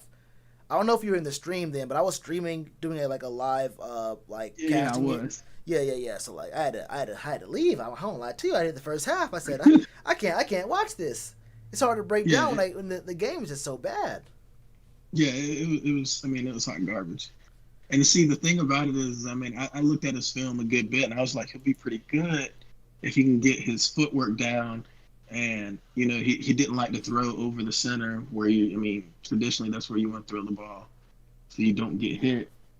He doesn't move around in the pocket well. I mean, it's like he's trying to play high school football, to be honest. Yeah, it just it didn't. I didn't like what was going on there, and it's always going to be a pretty big risk. Those mid round level quarterbacks, you can find value. You definitely can, but it's definitely going to be a risk, especially thinking about progressions and footwork. They always, if they're in the mid rounds, they're probably very good at one thing, but have to have a lot of work at something else. Whether it's pocket presence, awareness, footwork, or if it's like reading defenses or going through progressions for the full field. I know like Will Greer. I think Will Greer was very good in college, but the thing was he was in the West Virginia system. He was only asked to read half the field. They had really good scheming and receivers get schemed wide open, but he was only asked to make half field reads, and he would make the plays. He make the plays, but you can't do that in the NFL. Like he wasn't even asked to read defenses. He was just reading half the field, and the scheme was just amazing for him at West Virginia. So at the NFL level, when there's pressure and you having to read the full field and go through progressions and whatnot, he just froze up. That's one thing that pulls me away from Mac Jones. Not that saying he wasn't playing in the best competition, but his supporting cast was just so good that it's hard to say like if he was good or not. Because I mean, you've seen guys from Alabama. I mean, not saying that Tua is a bust or anything like that. I think Tua has a lot of potential, but you can definitely tell that there's a huge adjustment trying to get used to an NFL defense. Yeah, that's always gonna be the problem with these Alabama quarterbacks. I mean, they have all pro NFL O lines at all points, like Yeah, literal. even their backups are 5-star. Exactly. So like, and then you have you know every single position around you. The running back's always gonna be good. The receivers, I mean, the best players of all time. And the other thing is the defense also helps out. So like at Bama, you have really good defenses, and defenses help out a quarterback a lot. I mean, and if you get stops, it puts their D on the field again, and their D gets tired, and it makes you able to run on them or make moves on them even easier. So that can also boost your stats. And if you're already playing on a good team, the other defense is tired on the field a lot, and you're getting the ball in plus territory and whatnot, that can boost your stats, boost your confidence, and you're just playing at a different level and a different mindset. You're going from Bama to Carolina. It's a different game. It's a whole different game. Yeah, for sure. As far as Justin Fields, I want to like Justin Fields. I really do. But that Ohio State curse, I can't trust a quarterback coming from there. Yeah, Ohio State has some real weird ones. I keep mentioning Cardell Jones. JT Barrett was also pretty damn bad too. But that's not the issue for me. The issue for me with Justin Fields, first of all, he's my second favorite in the draft this year. But the issue for me with Justin Fields is that he did have some inconsistent play. Like at first, like he played really good at first. Had some down games, and then you're like, okay, he fixes issues again. But then in the Natty, like the dude just looked like, not that he was lost, but like it left you with questions like, is he gonna have consistency issues at the NFL level? Or was he just playing against Alabama, and that's just what Alabama does to you? That's a huge thing because like in Clemson, when he played Clemson, it was just like, especially after he took that hit and the way he played after that, to me, it was big to me because I mean that's a guy getting in there. I mean that's like Mahomes in the Super Bowl. He's got turf toe. Not saying that's. I mean he's gonna have surgery on it, but he has turf toe, and he's literally putting it all out there for his team, which to me is a huge sign. Like this man is gonna die for this team, and so for me that was huge. But then to see what he did in the Natty, it's like, dang. Yeah. So, and every single quarterback is a risk, right? It's like it's definitely you're betting on them not only being as good as they were in college, but those skills translating to the pros and them also getting better year after year. And like that's hard to do. Like it's hard to be a quarterback in the NFL because it's not just about your ability. It's about being very, very smart. And you probably heard the story about Pat Mahomes at Texas Tech. He was like not reading defenses and whatnot. He said it took him until like early this year before he actually really understood. Like he actually got a real strong feel, and it was more like natural to him reading defenses and knowing what they were gonna do and knowing what he was gonna do to counter those things. So like even someone who was great in his first time starting had I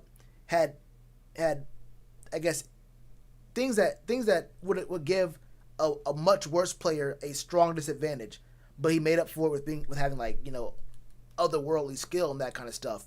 So it is gonna be like a really tough bet, and you could see a lot of teams. I wouldn't be surprised if 3 or 4 quarterbacks go before 8. I wouldn't be surprised if teams make aggressive moves to get before us at 8. Yeah, I can see that. How do you feel about Trey Lance? That's what I want to know. I have a weird problem with look, the NFL the NFL.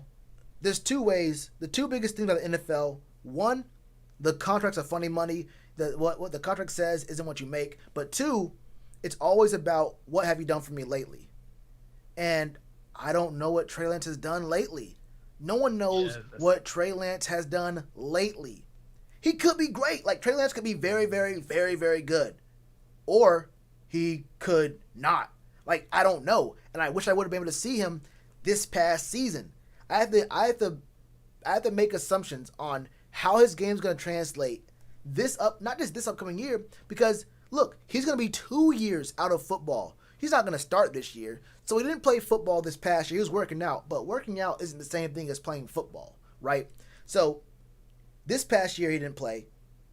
If we draft him, he's not playing in 2021, so he's not going to play any football until 2022.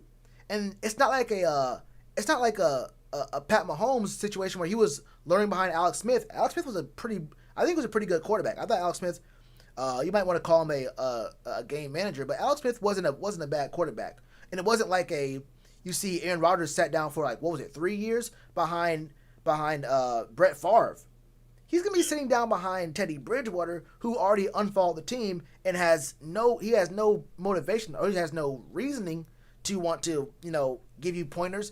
And how much do you really want Teddy Bridgewater giving your next franchise quarterback pointers? Like, he knows what to do, but I mean, you feel me? But I guess the worst there's coaches who aren't good at position but are good at teaching. I don't know, but I get a strange feeling when I think about Teddy Bridgewater teaching a player the ins and outs of the quarterback position. So it's like I gotta bet on this dude being out of football for 2 full years and then seeing something. It's real tough. Yeah, I mean, I definitely like his athletic ability. I mean, he's definitely he definitely makes stuff happen. I've heard a lot of people say he's Deshaun Watson-esque. I wouldn't go that far, because Deshaun Watson is in a whole different category. So, I mean, and for him to compare a guy from North Dakota State, like, that doesn't make a whole bunch of sense. But I definitely think he has potential. It's just, is he going to reach that? And it's hard to say when he's missed a year. And as far as Teddy, I wouldn't want Teddy teaching a quarterback, because he can't. I mean, Teddy won't throw to a tight end. Yeah, I mean, and look, there's a lot of coaches, dudes who are not good at their position, like not good at playing, but they know what to look for and what to do. They just couldn't do it themselves, right? And like you've seen, like the greats, like some of the best players of all time, couldn't be coaches or couldn't be like GMs, whatever, because they were so good. They think that their thought is, go out there and do it. I could do it. Like, why can't you just go beat your man with one single move like this? That's what I did. And like, it's hard for a player who was actually great to be a coach. So there's that kind of mindset, but I don't know. I feel like Teddy has already shown. I feel like he has no reason, for real. To be honest with you, he has no reason to want to teach anyone. Yeah, definitely. And he really, like, I've always seen Teddy Bridgewater as a very mature quarterback until he started throwing teammates and coaching staff under the bus. And he did it real low-key, trying to be polite. But, I mean, we all know what it was. Yeah. He, like I mentioned earlier, that's the biggest problem I have. Like, if you're playing bad, I understand, bro. But if you're playing bad and you start blaming people and start pointing the finger, then that's a whole different issue. Like, that's a big problem. That's a red flag, honestly. That's a huge red flag to me. Definitely. Like, it'd be different, like, hands down, my opinion about the Super Bowl. Mahomes put the team on his back, and the team fell asleep. Like, Mahomes went out there and he played his hardest. He was taking hit after hit. I do believe he might have left the pocket a little early on some plays, but when you get hit so many times, that's what you're gonna do. Uh-huh. Like those passes that hitting people right in the face mask. Yeah. That's not what Teddy was doing. So it'd be different if he was putting the team on his back and like, come on guys, y'all let me down. But that's not what was going on. We're losing games because he couldn't put together a drive again.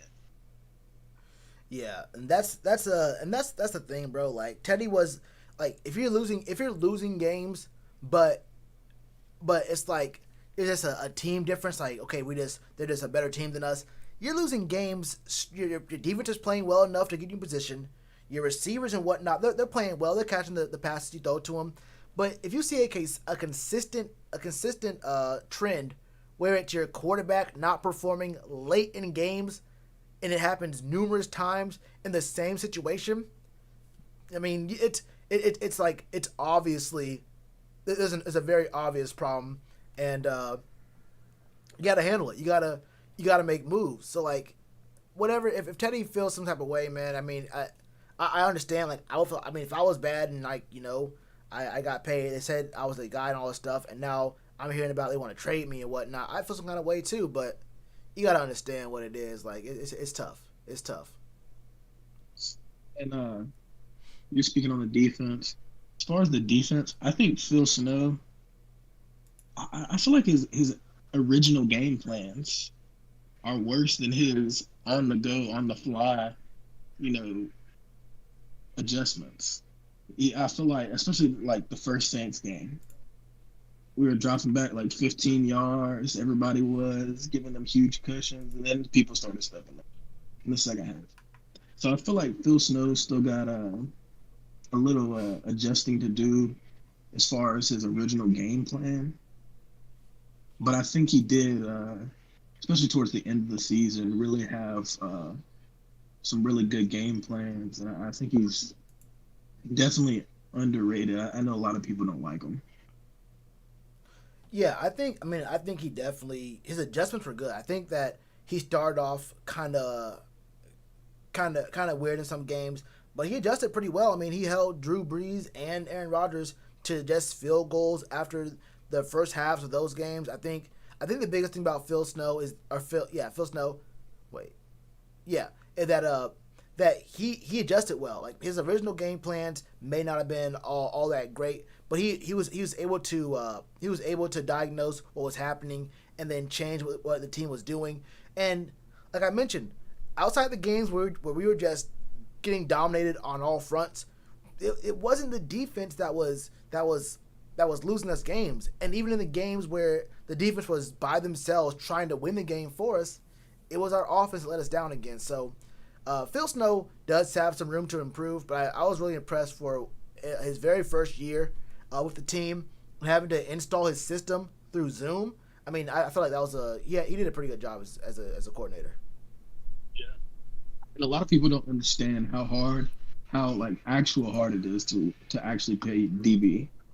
I mean, DB, you start off backpedaling a receiver that runs a 4-3. And for a coach to take all these young players, especially Troy Pride Jr., I think he had a pretty decent season, and I think he can definitely improve. But I think he had a pretty decent rookie season, and I think he can build upon it. But working with all these young guys showed, I mean, that Phil Snow's not scared to make those adjustments. He's not too proud to make those adjustments like a lot of coordinators in the NFL. And it showed just how much he trusts his young guys to go out there and learn on the fly. Yeah, I think he'll get a lot better too. I think that we have a good start for our defense. But my brother, I'm gonna give you 30 seconds. Any kind of shout outs, social media, what do you want to tell the fans out there right now, man? Let me know. Hey man, just keep pounding, man. Like, we're gonna get through this little rough spot that we've been in. I'm telling you, we're on the rise. No matter what happens, we get Deshaun, we put the quarterback up in the draft. We're definitely heading in the right direction. We got the right people in the offices, coaching staff, and our owner is definitely aggressive. So keep pounding, man. Keep pounding. You heard it from the man himself, man. Hey, look, bro, I appreciate you coming through to the channel, man, talking. Next time I do this, definitely come back through, bro. Definitely come back through. All right, bro. All right. Look, Senpai and Eli, I know y'all been in the waiting room for a long time, bro, but I want to get into this next topic because I really want to talk about this.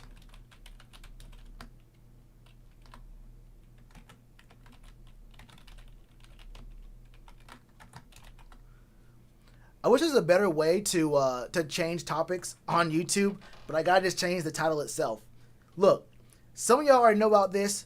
I mentioned this man earlier today, earlier in the stream, but look, my man Jason Hewitt came through, and I think he may have found something. Now, if y'all don't know who Jason Hewitt is,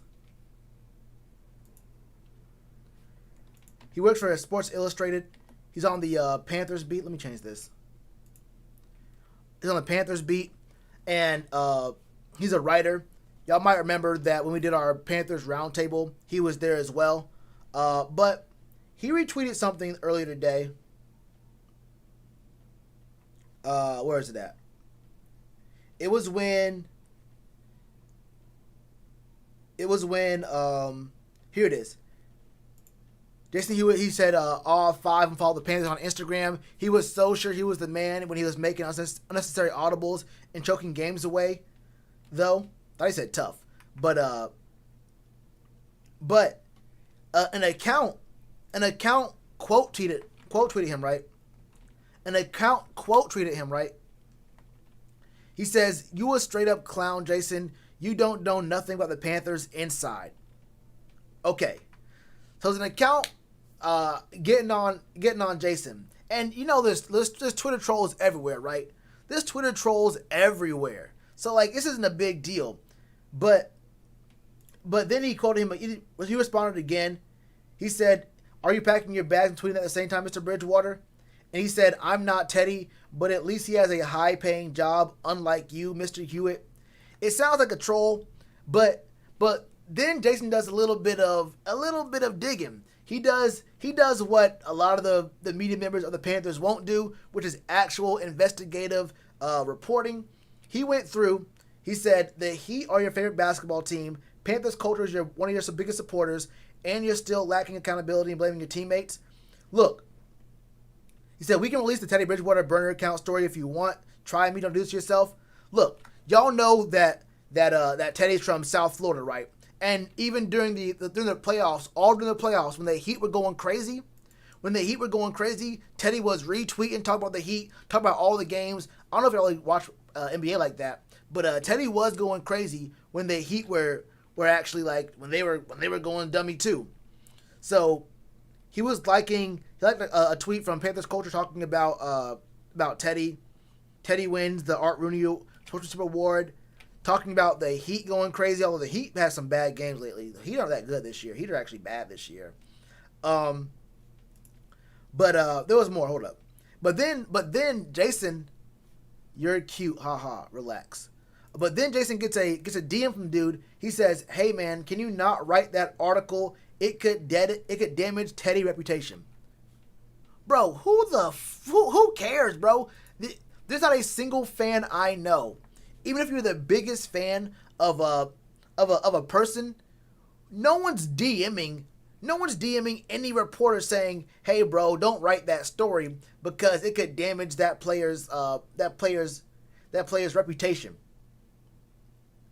There's just no chance. You ever are that big of a fan of a player. But going through his account, his pinned tweet from 2 hours ago. "For the last time, I'm not Teddy Bridgewater. Why would he damage his own reputation? Teddy is a good guy. He would never make a burner. You guys are just weirdly obsessed with hating on him." He said Teddy is a class act. The disrespect Panthers fans have shown is terrible. There's other tweets from earlier talking to Sheena Quick, which let me not say that. Anyway, talking to Sheena Quick, saying, "Why do you keep dissing players on your podcast, Miss Quick? Why do you worry about stuff you know nothing about?" This is the kind of thing a player would say. Like, there's no way a fan would ever go this far. He said that Jason Hewitt photoshopped this DM. Now, I don't know Jason that well at all. Only talked to him the one time, kind of, and I've gone back and forth with him on Twitter a couple times, just talking about some random stuff, like not even that deep of a conversation. But this dude would not be photoshopping some random dude, sending him DMs on Twitter. Why would he Photoshop, right? Why would he Photoshop? And then, hold up. He said, and then he said, this coward won't do anything. Charlotte media is all talk. He retweeted this account right here with, I don't know, it's gonna be one of y'all, I don't know. But he said, you need more respect for your ability. I hate that the sorry ass Carolina Panthers are not showing you love. ... Salute. I mean, look, bro, what? I mean, what? I have no idea. Hold up, where's it at? Okay, here it is. Here's another one. So it says Adam Schefter, Eagles officially have released Deshaun Jackson, which is tough. Then this dude says, I don't care, announce Teddy Bridgewater getting released / traded. And he quotes this saying, announce you getting a job, bum ass. Like, hey, bro, I'm not gonna lie, bro. I'm not gonna lie. Is there a, hold up, I think it's a better place to,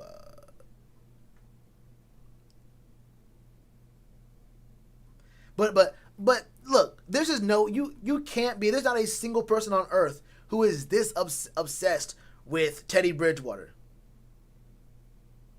There's nobody on earth.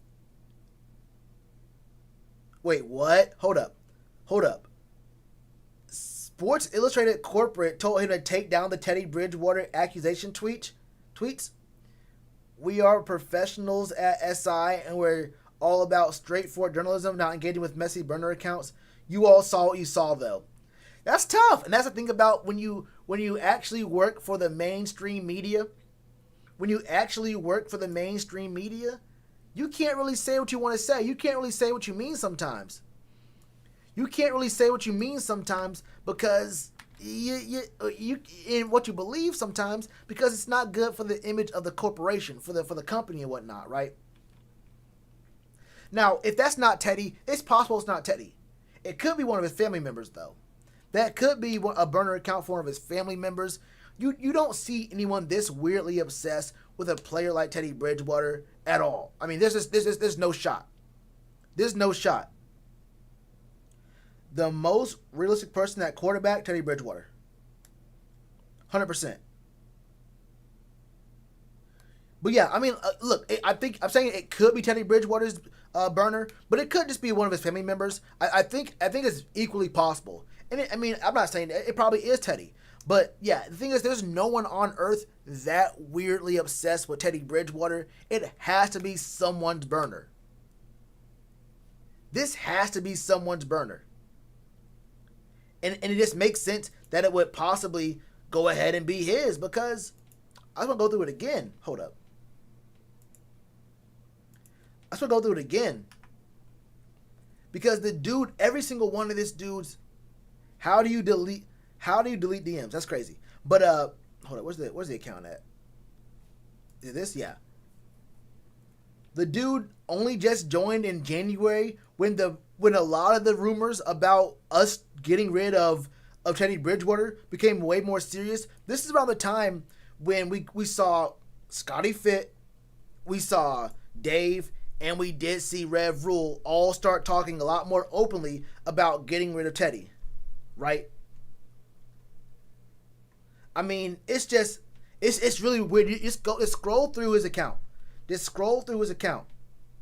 And I said, look, Jace White, this dude says, is it happening? Are we getting Watson? All the cuts today and now this? This dude says, nope, Teddy is our guy. Like, what? Like, why? And like, huh? Like, what? There's just no way. There's some reports on this app, like one Panther plays like the stir drama. Look, I don't really interact with too many other Panthers like content creators myself, so I don't really know what kind of stuff one Panther place does. I know of his stuff, but I haven't really looked too deeply into it. But this dude retweeting this, not a big deal. Congrats, Teddy. Teddy isn't the problem. Look, does this not sound like Teddy Bridgewater? Teddy isn't the problem. Our play calling and the O-line was garbage. I love Jimmy Butler. This dude's a Heat fan. Extend Teddy. Wait, what tweet is this on? Sit back and take in the sounds of the season with Bose. This man sits here and he tweets extend Teddy on that tweet. Wait. He just changed his picture. He just changed his picture. Oh, I see what Twitter does. Twitter shows you their profile picture from around the time they made that tweet. So it's an orange thing right now. I'm guessing it was blue at one. It was blue at one point. But his picture used to be Teddy or this Edmund dude. Oh, he just retweeted this Edmund dude a bunch. Wait, what the fuck? This is weird. I'm gonna get off this. But yeah, there's definitely, if it's not his burner, then it's definitely someone he knows, because no one is that weird, right? No one's that weird, right?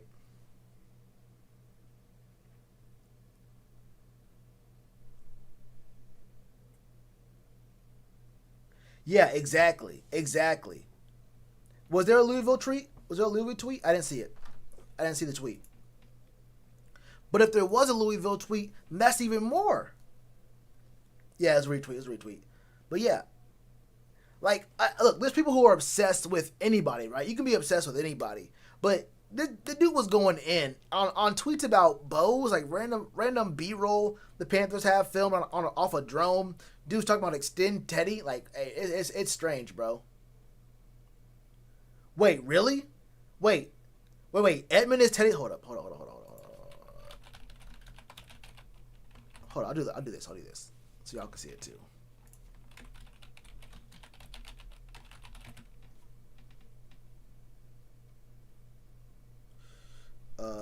Where's his Wikipedia?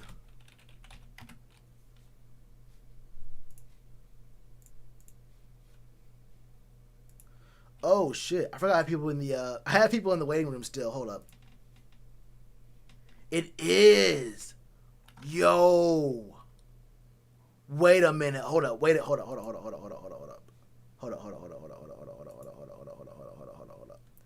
Joined the same time. Panthers and Heat fan. Wait.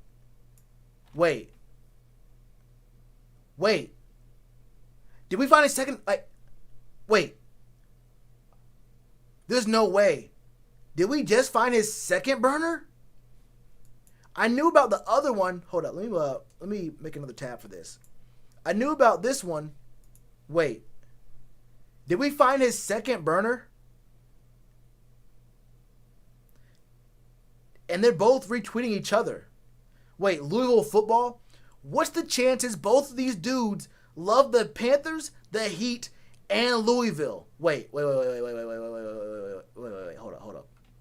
Hold up. What are the chances, bro? What are the chances both these accounts love the Panthers, the Heat, all the way from Ireland? Come on now, he changes his account. But what are the chances that both these dudes love the Panthers, the Heat, and Louisville? Wait a minute. Hold up. Look at this. Panthers are involved in Matt Stafford trade talks. From the score, it says, can you see Matt Stafford making the move down south to Charlotte?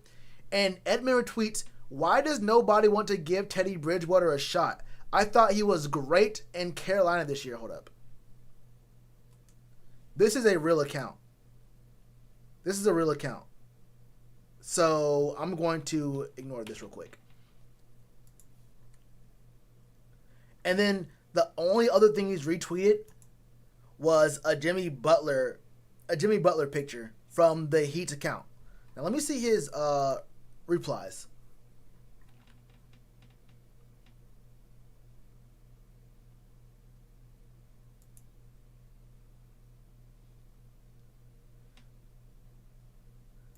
Wait, he's replying to this account from this account.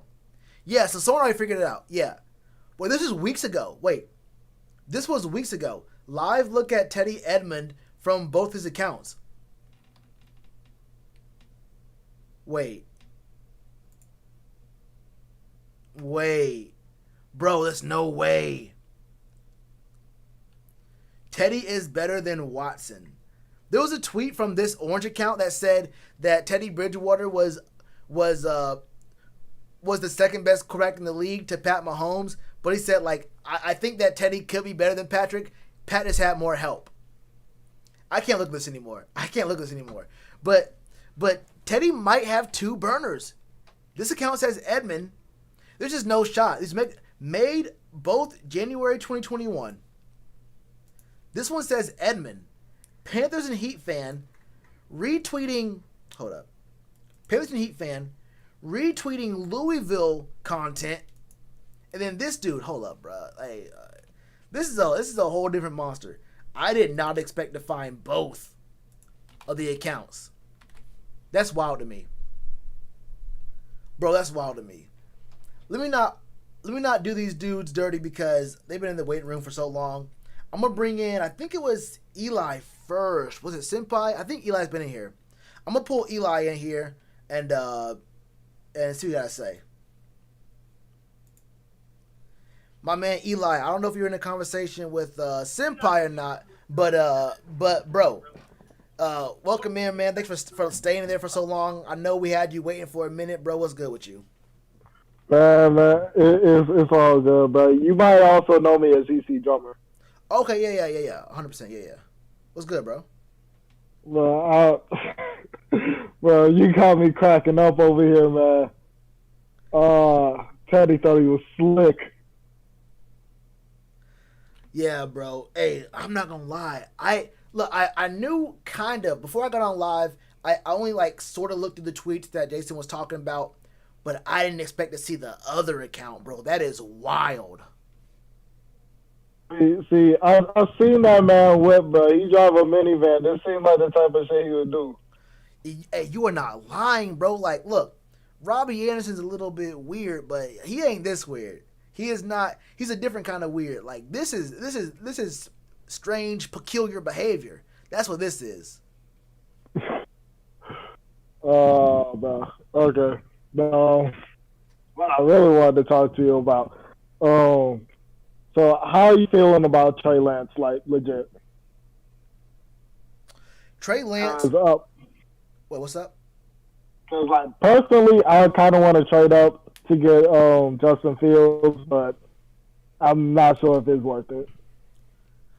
I'm gonna be real with you. The way I keep seeing these mock drafts, and you already know, mock drafts in February, they're all bullshit anyway. But the way I keep seeing these mock drafts, I keep seeing Zach Wilson be up there. I keep seeing other quarterbacks. I've seen Justin Fields fall to us.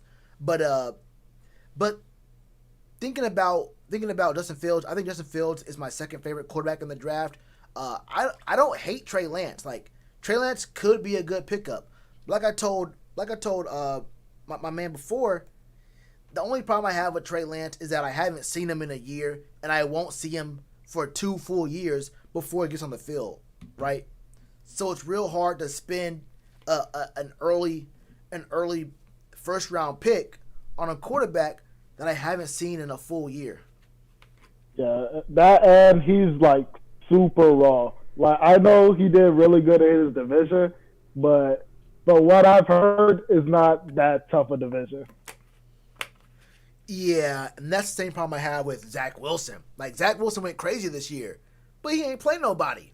Dude played Coastal Carolina, had mediocre numbers.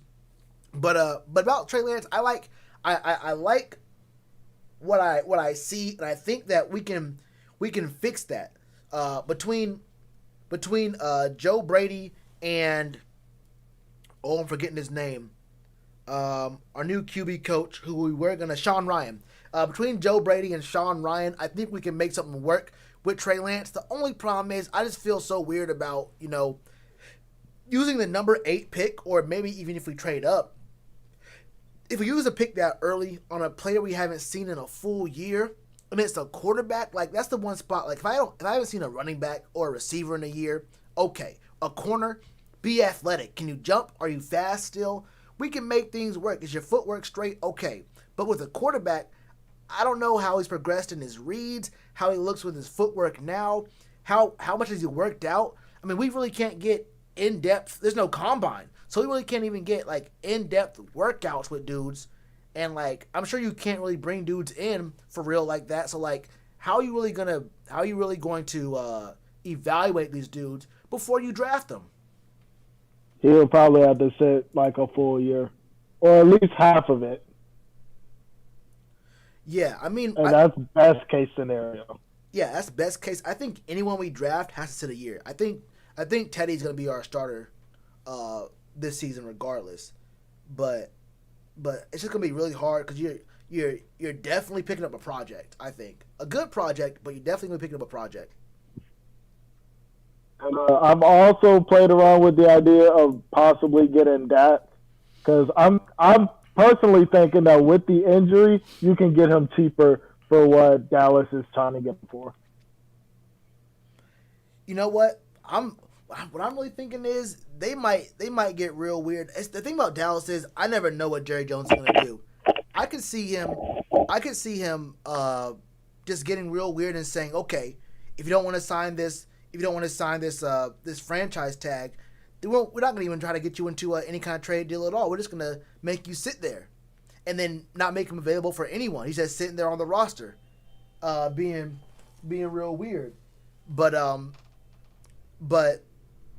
yeah, with the injury, which is a pretty bad injury, I want to see him pass the physical, and I want to see him how his footwork looks, how he looks on the run and throwing off of that or throwing coming off that ankle and whatnot. You're definitely gonna be able to pick him up for a much better deal than whatever sucker deal that the Cowboys are looking for right now. Kind of like Deshaun Watson. They're not going to get 2 firsts, 2 seconds, and 2 young defensive starters. So the closer we get to that March date or whatever it is, I think it's March 19th or 15th, that it's going to get closer and closer to crunch time, and they're going to have to make a move. And I think they're going to get desperate. And if he doesn't sign that deal, then you can just go ahead and sign him. If they just cut him, if they just cut Dak, I'm willing to pay the price. If it's going to be like, it's probably going to be like 37, 38. Honestly, if you don't have to go up any draft picks for him, then you can draft pieces around him, and you can have a pretty good team. And like the thing about the whole thing about Houston's situation is like I kind of don't know what their owner is thinking because from what I've been hearing, they kind of petty over there. So what could end up happening is they could just bench Deshaun like all year, just keep him. And that's like worst case scenario. Yeah, that's the thing about it. They could get really weird. I said they could do that in Dallas. That probably won't happen, but they could definitely. I would not be surprised to see them do that to Deshaun this year in Houston. That could 100% happen to him, and that's tough, bro. I mean, I don't know how much money he would lose doing that or what would happen, but yeah, they could just say, "Oh, you don't want to play for us? Well, we have your contract right here, and you have a no trade clause, brother. So we'll just go ahead and rock with what we got to rock with, and you're just gonna be sitting on the bench, and then no one gets him." Because like he can sit out, but he's gonna lose like a lot of money by doing that. So I don't know if he will actually do that. But what he could do is he could play, but just not play good.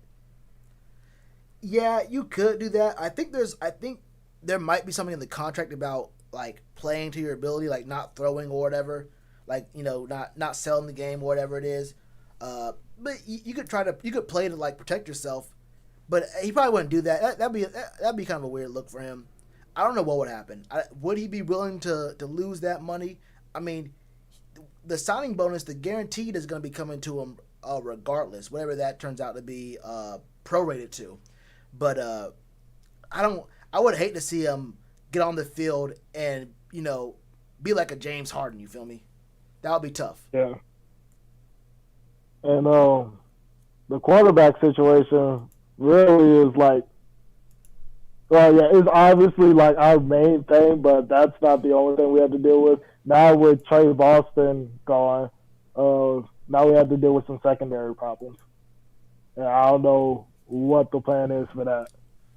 Yeah, like that's tough too. Like, okay, I get it. Like Trey Boston isn't the best, right? Trey Boston isn't the best free safety available on the market, or like a guy that you have to like you're crying about being gone. But I value Trey Boston more than $3.5 million against the cap, and the team already had a bunch of holes, right? So like now you have to find someone else to play free safety, and if you're gonna just move I've been hearing Jeremy Chin might move to free safety. I mean, that could work too, but then that's just, okay, now Jeremy Chin moves to free safety. All that does is open up another hole at outside linebacker. So no matter what happens, you have to fill a hole somewhere with a quality player. And he was getting paid, look, he was getting paid pennies. Like, Trey Boston took the most team-friendly deal I've ever seen in my life. It was a 3-year deal that was really only guaranteed for one, and the money in years 2 and 3 were just bad. And cutting him to make room for $3.5 million is a real weird one for me. Now, if they did that and they were just planning on drafting a quarterback instead of like using the money for free agency, there's a good amount of linebackers that are on free agency this year, and like name brand talent. Like Levante David is open. If you need an inside linebacker, Avery Williamson, even Shaq Barrett is available. I don't know how much you want to pay for it though. Yeah, Shaq Barrett. I think Shaq Barrett and Levante David. Well, the Bucs are going to keep one of those dudes. They can't keep everyone, but they're probably going to keep one of those. They're both going to be looking to get paid, I think. But yeah, I mean, there's definitely a lot of outside linebackers who are available. I was only looking at the middle linebackers. There's not a ton of middle linebackers who are going to be like quality middle linebackers who are going to be available in free agency. But there's definitely, I mean, you name like some of the best ones. But there's definitely going to be some like above average outside linebackers who are going to be available in free agency this year that you can definitely make a move for. Like, that's not bad at all. You can even go for Hassan Reddick out of Arizona. Yep. He probably won't be too expensive. Yeah, like you could. Hold on, let me pull it up real quick. 'Cause I think there's a lot. There's a good list of them. Hold up. Free. Yeah, here it is. What screen am I on?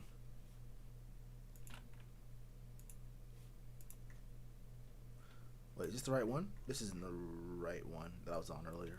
Hold up.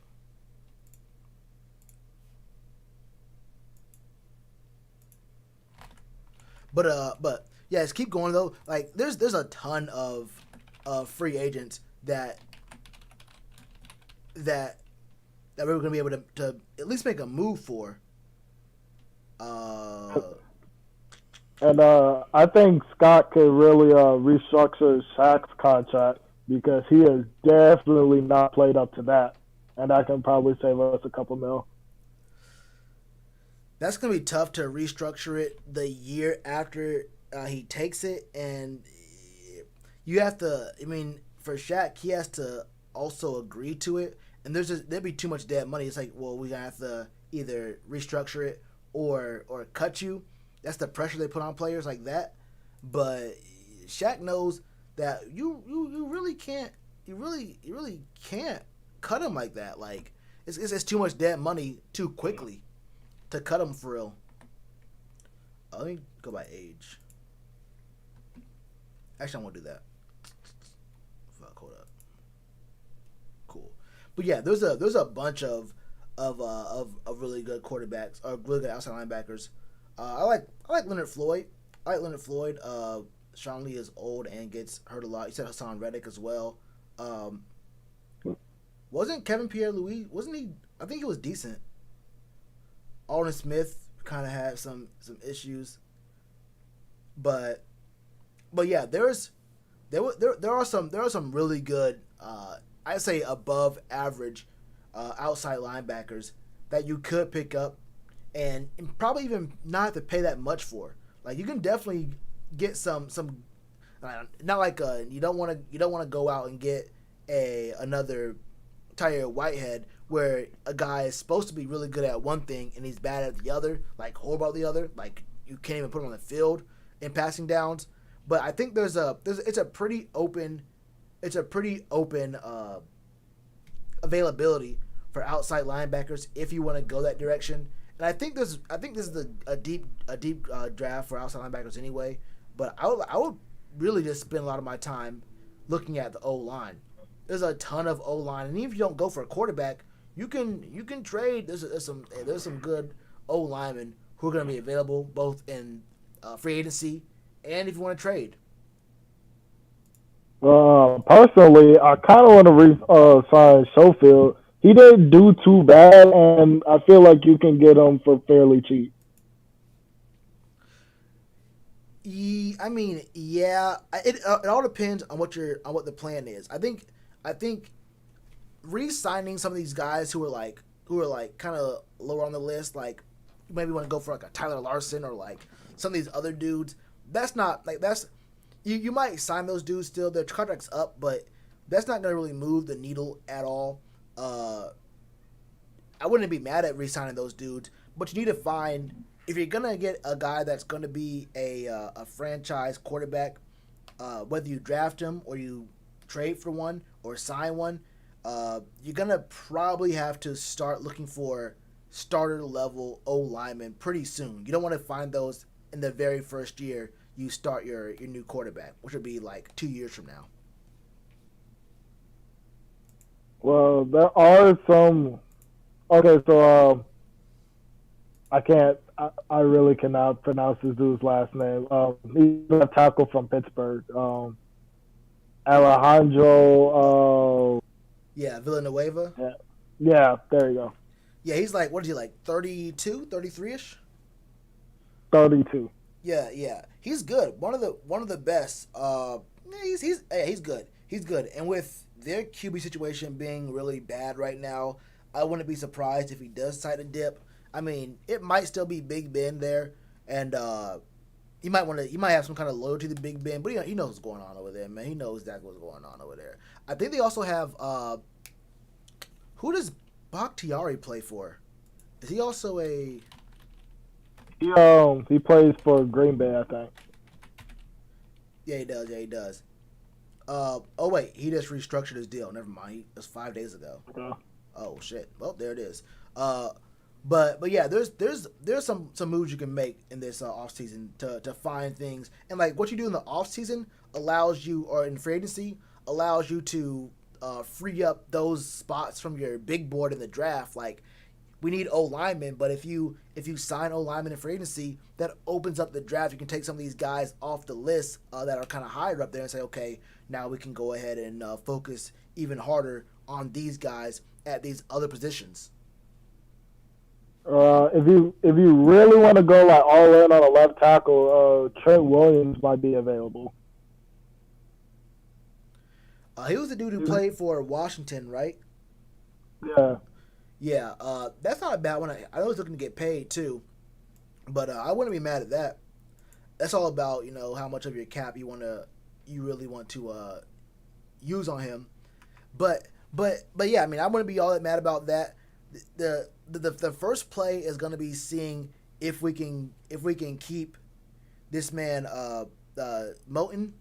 I don't see it happening. I won't lie to you. If I'm Taylor Moton, I'm trying to go to the highest bidder or to the team who's a year out from making the Super Bowl.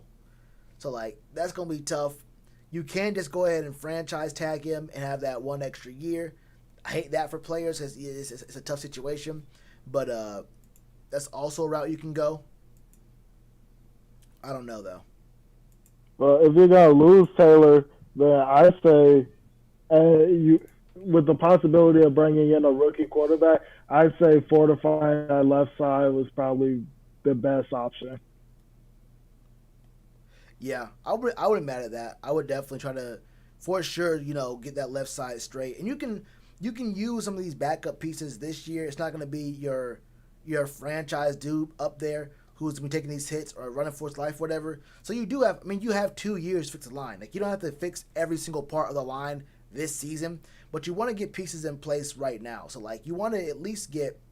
You do have Paradis at center still. So if you can get even 2 quality O linemen ready to go for on long-term deals, then you can still find pieces in the next offseason and in the next year's draft, and you can build things. Like you don't have to get everything straight right now. And all right, Charles, and one last thing before I go. Honest opinion on Corn Elder. He got a lot better this year. I think Corn Elder before was a target. He was a victim. He was He was just I don't know what was going on. He was on the Giants practice squad, and if you're a corner on the Giants practice squad, something's going wrong. But this year, I mean, dude had an impact. I felt like he wasn't nearly the same kind of victim he was in his first couple years. I mean, low key, I didn't even remember us re-signing him. Like when I noticed him on the roster, I said, "Hold up, Corn Elder. When we get Corn Elder again?" But he wasn't. He was actually making plays. He was actually getting tackles. He was actually in position way more than I remember him being before. So I think Corn Elder in this look, Corn Elder and Dante Jackson both impressed me. No, Dante got hurt. Had that his little piggy it wasn't feeling too nice. But they were both as consistent, more consistent than I really thought they were going to be. I would say for their level of play, or I'll talk about just Corn Elder. For his level of play that I got used to, he played way better compared to what he was before. He was borderline all NFL. He was first team all NFL compared to what he was before. Like he played consistently and he impressed me with what he did this year. Alright, fair enough. Just want to make sure my man's got some love. Yeah. I won't front. I mean, he's not like starter cornerback. Give him the keys to the kingdom. But he showed out this year way better than he had in the past. All right, bro. It was good talking to you. All right, man, for sure.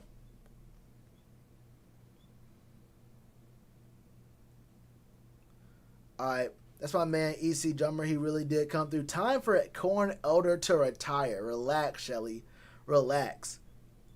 Man, I've been going for, oh shit, it's only been 2 hours. I'm not going to lie to you. I thought it's been like 4. It feels like 4. But we do have 3 people still in the waiting room. So we're going to go ahead and keep going through with this. Bro, I don't know how people will be streaming for like 6-7 hours straight. Yeah, damn. I'm just hungry. I think it is. Anyway, Senpai KZ came through with the membership. Now, if y'all want to support the channel, man, y'all can come through and hit that button to either hit the Cashapp. It's in the description below. It's Shellitronnn. You see on the channel, or you see right there on your screen. Hit the Cashapp. You can become a member to the channel. If you don't want to do that, if you don't want to spend no money, hit the like button. I'm gonna go ahead and bring in my man Senpai KZ. I don't know if he's talking to these dudes in the waiting room, but it is what it is. I'm gonna just go ahead and ruin the conversation. I'm gonna drag him in here. Senpai, my man, you have been patiently waiting. I can just tell you were in the middle of a sentence. To be real, what's up? It's more of just trying to figure out like how he would fit into the scheme, to be real, because I don't think that Deshaun Watson fits our scheme. Like, I don't feel like he's like right where we need to be in forms of like, just trying to do something.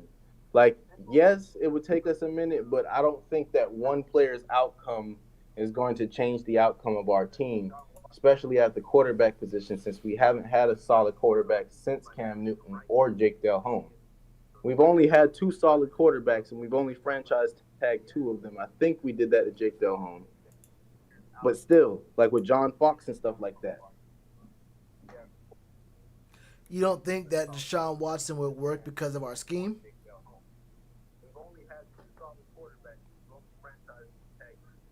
Oh shit, I'm on live. Yeah. I didn't even know. I didn't know. What's Yeah, up? I didn't know if you noticed or not. Yeah, I pulled you in here. I knew you were like mid sentence, but yeah, I pulled you in here.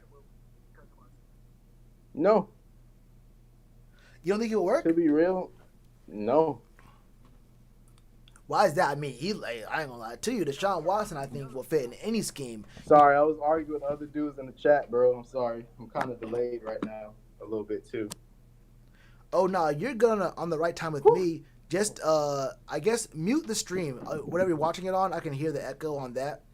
But yeah, go off this in the Discord. But you don't.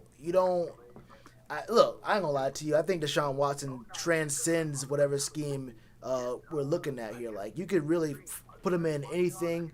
Okay.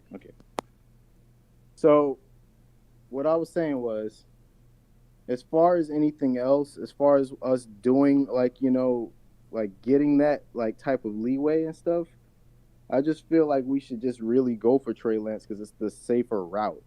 You know, it's like the safer route in terms of just trying to do like what we can with a young team because we got young players, we have young teams, so why not just like continue to build on that like dynasty. Like I think we should like fix our offensive line, get a quarterback, and just do away with all the other stuff because Deshaun Watson is expensive, so we're going to need something in order to compensate that with. And I don't feel like we should give up CMC. I'm not ready for him to leave, especially if we just paid him all that money, you know?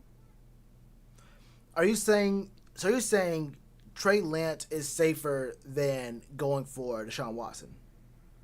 If I'm talking like, in terms of just like logic, yes. Okay. Okay. See, like I told the other two, they're going crazy outside the door. But like I told the other two, my biggest problem with Trey Lance is that I haven't seen him for a year. And best case scenario, you said that. Yeah, in best case scenario, we're not gonna see him for a full 2 years. Like he's not gonna be starting first day. He's not gonna be starting his first year in the NFL. He's probably gonna be sitting behind Teddy, to be real with you. So he'll be out of actually playing football games for 2 years, and it's just hard for me to use a number 8 pick on a guy. Like I like what I've seen from him. Like I obviously has some things. He's not like 100% NFL ready right now. Like start him day one quarterback, but like he's obviously got the skills, the athleticism. I can see it in Trey Lance.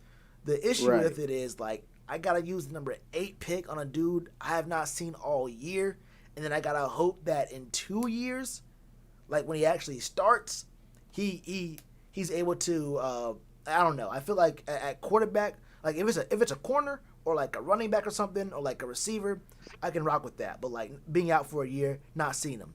But at the quarterback spot with my 8th overall pick, that's a little tough.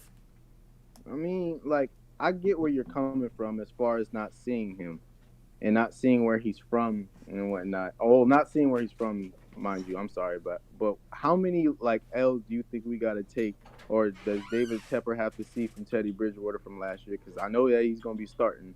How many L's do you think he's ready to take before he starts throwing that Teddy Bridgewater controller and going for the Trey Lance controller? That's all I'm saying. Because if we get Deshaun Watson, then, like, what does that leave us with as far as a running back? I think Trenton Cannon can, like, keep up with, with Christian and stuff like that. But as far as, like, performance ability, you ain't getting another Marshall Faulk, because in that one game that he did that, he actually said, he's doing what I was doing, and I want to say better, actually. So, even though it's a highly valued like player like that, I don't think we should trade up for that though. Like, it's not a smart idea; it's an expensive idea. Even David Tepper said we are about the money and stuff like that, taking those big risks. And I've heard like Scotty Fitter saying like that he wanted to like get his groove on and stuff. Get it on. But all I'm saying is just like think about what you're thinking about doing. You're talking about Christian McCaffrey versus Deshaun Watson.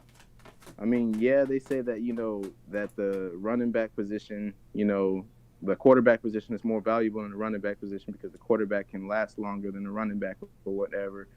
But you got to keep that consistency because, like, this is his first year getting hurt. You think he ain't going to be hungry coming off that bench if we let him go? You don't think he's going to be, like, really, really hungry to play after what happened the season that he just suffered the bad taste in his mouth? He's going to play with a chip on his shoulder, and we going to pay for it if we let him go. That's all I'm stressing. If we let him go for that, we just might as well it's just not a good look, bro. It's just not a good look. It just makes us look like we don't value our players, I see what you're saying, but the thing about running backs is they always going to come out and look, it's not just about getting rid of Christian McCaffrey to get Deshaun Watson. It's about that opens up a lot of cap room because you're able to. I mean, and there's always going to be deep drafts, very good drafts for running backs. And honestly, you don't need to have a top of the line elite, the best running back in the game. I like C-Mac a lot too, but I will, like I always say, when it comes to him, like I said it even 2 years ago and last year, not last year, but 2 years ago and the year before, we spent a lot of time going to Chris McCaffrey every single play. When Ron had him out there 98% of the plays, and we just kept going to him. Then that thousand season after that, where he went down like 1% usage on snap count on offense. I kept saying it's gonna be tough because he's Iron Man now. He's never missing games. He's playing all these snaps and whatnot. But he's getting hit like, and it wasn't like in that thousand season. We were checking it down to him like he was getting hit like all the time. You feel me? So and those hits accumulate. That's why you see when you give these when other teams give these running backs 400 plus touches, 450 plus touches, like they just don't extend them. They don't pay them that big money because those things do add up. And like I'm not saying he's injury prone because of one season, but it wasn't like he had one like shoulder injury that lasted 10 weeks. He had an ankle, had a shoulder, had something else happen to him, like 3 different body parts, and like it's like did all those hits accumulate? And whether or not he goes somewhere else and plays well, that's fine. But like you need a quarterback if you're gonna win in the NFL. Like I like Chris McCaffrey a lot. He's definitely the best running back in the league. But you have no shot at ever winning a Super Bowl unless you have a historically great defense and a good O-line. If you have no quarterback, you're just not going to win. I mean, and with the rules surrounding quarterbacks the way they do, they're at an even bigger advantage. And look, I like Christian McCaffrey, but if you told me if it was like 2 firsts, a second, and C-Mac, and you can throw in Teddy, with the amount of cap, you can get it clear. You can open the door, I think. So why not like do something with Shaq instead, since he signed his contract in 2019, and I believe his contract is for like what, 4 years or 5 years? It's for $13.5 million per. Okay, so why not like trade him up for like cap space or something like that, or not cut him, but like just trade him for somebody else.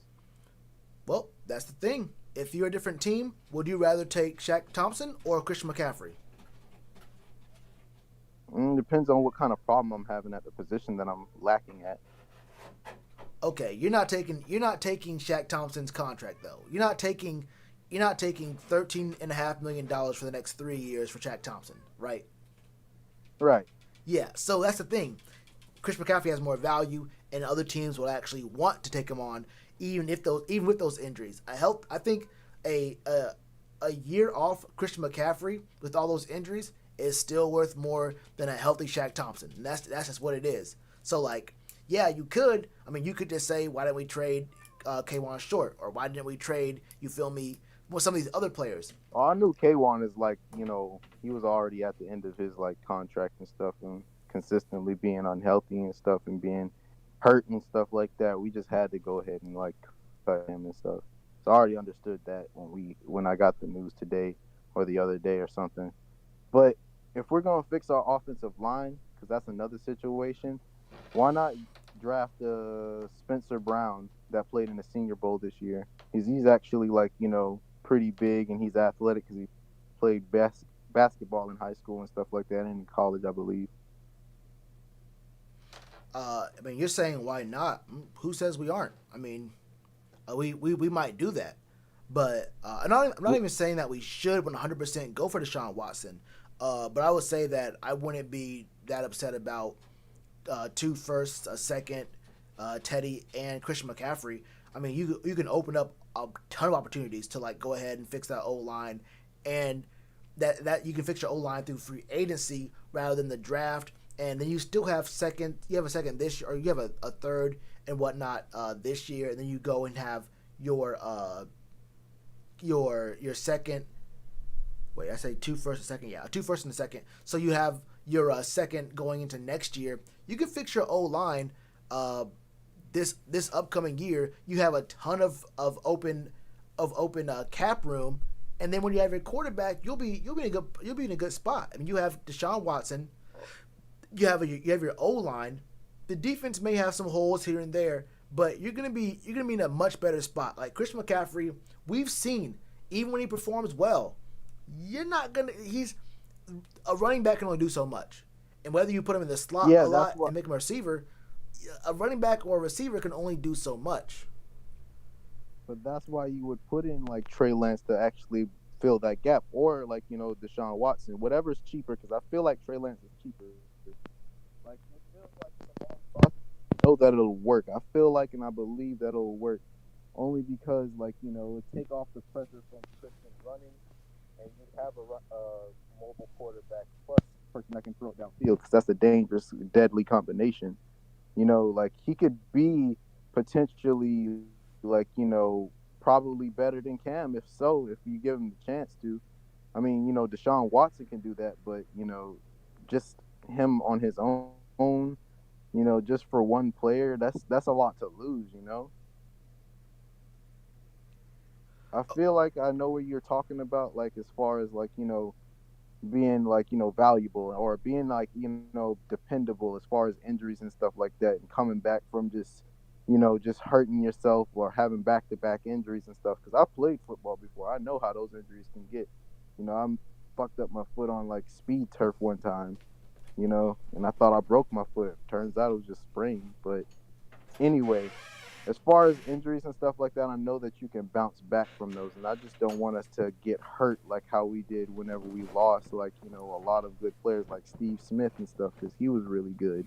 We traded him to the Baltimore Ravens, and he came back and stung the hell out of us, embarrassed Josh Norman. So, that's the kind of things that I'm looking at, because I just don't want that backlash again of just getting hurt by my own player that used to play on our team and just getting stung. And at the end of the day, you're right. It is a business, but just a hard one to swallow. That's a hard pill to swallow. Nah, I feel you, but I think we actually just playing out cut Steve Smith, but that was all about Cam. I think because Steve wanted to be the leader in the alpha in the locker room, and Cam is a new quarterback. Like they just wasn't getting along, so you had to make a move there. Like you just had to make a move there. But I thought it was the general manager. nah, bro, that was definitely because there's a lot of stories about them butting heads and like just not getting along in the locker room at all. Now it might not have helped the situation, but yeah, it was a lot about who was the leader and locker room personalities between Cam and Smitty. Like Damn, I didn't even know that. yeah, they wasn't. I really didn't. Yeah, they was like kind of not cool for a minute. Like they made up after a little bit, but they were like kind of not cool for a little bit there. But I mean, yeah, I mean the whole thing about them coming back and beating you. I mean that's a storyline, but like I don't care if Chris McCaffrey runs for 300 yards on us if we win the Super Bowl in 3 years. It's like okay, C-Mac, if we could lose to C-Mac every time we play him, I don't care. Like if we're going on deep playoff runs, we have chances to win championships. C-Mac could run and catch for 300 yards each every single time we play him. I'm like, well, I guess he's still good. But if the result is we get our quarterback and we free up a lot of cap space to protect Deshaun Watson, and he still has players like DJ, he has Robbie, Omar Bayless, and we either sign a cheaper running back. We got Mike Davis for $3 million, and he was able to. He didn't do what C-Mac was doing, but Mike Davis, the run game wasn't the problem. Like we could have won. We could have had a winning record this year without C-Mac, with the O-line being what it was, with Teddy Bridgewater, with our defense being so young, a lot of holes, a lot of different players and spots. This team could have won more games than we lost if Teddy had turned around on half the games that we were down by one score in the fourth quarter and on the final drive with the ball in our hands. Half those games we win 9. Yeah, you got a really good point about that, because as I was watching the games and stuff like that and seeing Teddy throw the ball and stuff, after he won those 3 games, I was still rooting for him, because every fan is happy whenever their team is winning shit. Of course, who wouldn't be happy about that? But it's just the thing that I wanted to see the most was just fire in Teddy. I didn't see him like like do a war cry or something like that or something. I just wanted to see some type of like emotion from him. It just felt like he was just, I'm only here for the check. I'm only here just toss the ball around, toss it up in the air. You come down and catch it and whatever. I mean, C-Mac's back there too, so I won't be too bad, right? As soon as he lost C-Mac, then everything just started going to shit, you know? I just really expected more from this season. It's just a disappointing season.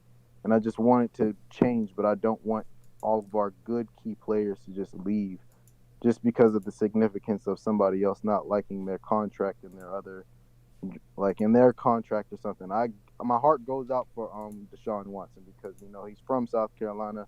I was mainly raised in South Carolina, but I was born in North Carolina. But, my heart goes out to him.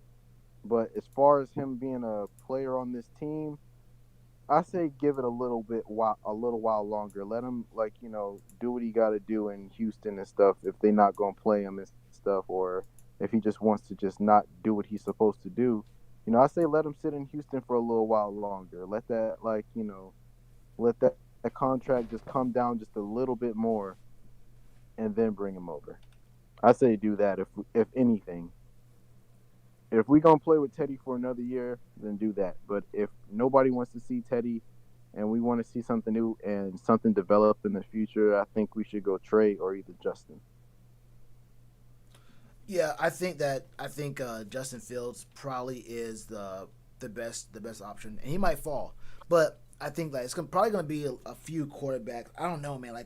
It really could be. I'm hearing the Eagles might try to draft someone at 6 now.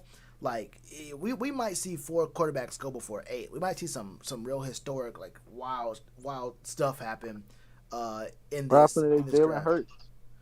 I don't know, bro. I saw an article today saying the Eagles could do it. You know what they did to Carson Wentz, and you saw what the Packers did to Aaron Rodgers. So I wouldn't even be surprised.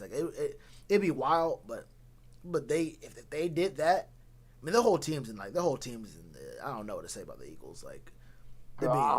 Yeah, bro, it's weird. It's just, I'm just looking at our possibilities of what we could do in the draft, and there's so many good players this year. There's just the ass of them, and it's just I want them all, but I just want the ones that's just gonna help me win. I'm ready to win that $120,000 on DraftKings or some shit. I'm ready to have my pockets fat. I'm over here starving, bro. Look, I'm gonna say this too. I'm gonna say this because I've been saying it for a minute, but I've been saying it for a while now. You don't have to get a quarterback this year. I know we're stuck on seeing these quarterbacks right now, but you could really fix the team. Don't trade for one. You could really make some moves to make your offensive line better, make the surrounding pieces better on defense, whether it's the secondary or the front seven. And if you spend the time, you can even find a different kind of stopgap bridge, cheaper quarterback to have for the year after Teddy, or you can just go with Will Greer or whatever. But you could really not go for a quarterback this year, and we're probably going to be, let's be real, probably going to be near the top 10ish again in the draft next year. We're not the team isn't going to be a 10-win team next year, right? We all understand that. Yeah. So of course not. We're gonna be in a pretty decent position to have a good draft. I mean, we could have been number 3 or 4 in this year's draft. So I was shitting about that game too. I ain't gonna lie. Yeah. So broke my fucking heart. Right, but that was all about the winning culture, though, my brother. But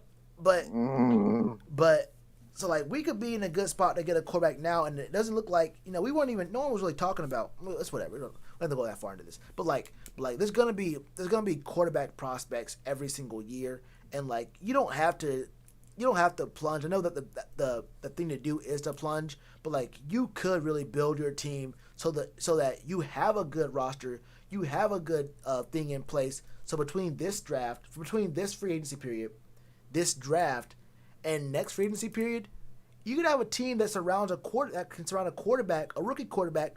They could start their first year. If you get a good enough one with a good enough surrounding cast around him, you could start him very first game. You don't have to worry about the onboarding period, and like you already have the pieces in place to make sure that his transition between the college game to the pro game is already straight. Right. So, like, okay, here's one more thing I got to think about. I got to pick your brain about. Like, so if we don't go to quarterback, right? Mm-hmm. What do you say if we did actually get Deshaun Watson or something like that, or do some type of other trade or something? What do you think about fixing our defense as far as the linebacker core? What do you think about getting Jeremiah Wusu-Koramoah? First round. Well, if we do any trade or get Deshaun Watson, we won't have a first round pick. Right. So So if we stand pat and we don't do any trades and we have our first round pick, I am definitely not using that pick on a linebacker. not a linebacker? No, if the first round pick has to be either an O lineman, a corner, or if you want to go if you want to go quarterback, if you're saying don't go it has to be quarterback, O lineman, or someone a player in the secondary. Outside of that, Okay. I think you're wasting your first round pick. You may as well trade down. If you're not gonna go with like a player like Slater, Farley, you feel me, Surtain, Yeah.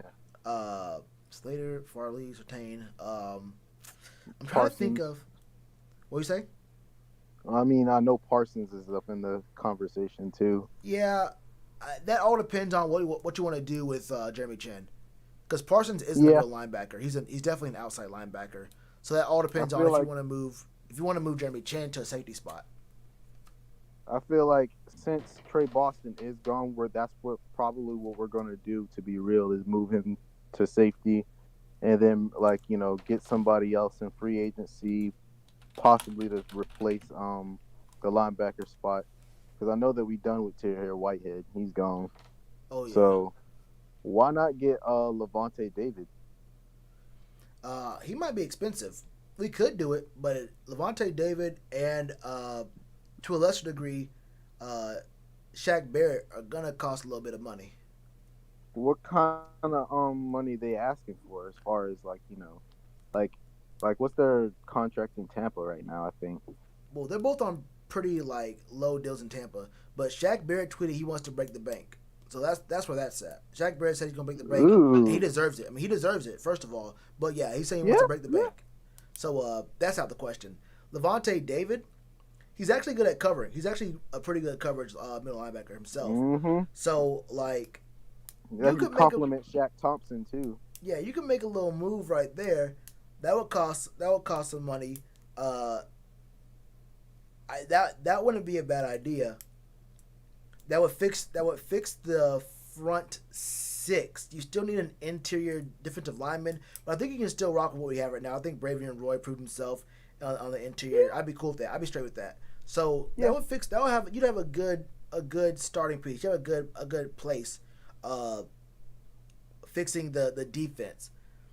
Now me, I would want to use that money on the O line, but I have no problem with Levante David if we could actually swing that. If he wants to play for us, then that's a lot of money to put into your linebacker core. But that could really change a lot about our defense, and that could be a difference maker. That depends. If he's making at least I say at least 15 million this year, why not bump him up to go ahead and give him that 25 million or 30 million? Well, he's not going to be getting 30 million as a linebacker, but I mean, it all depends. I probably wouldn't do that. I don't know what his open market value would be, but I wouldn't be whatever it's going to be.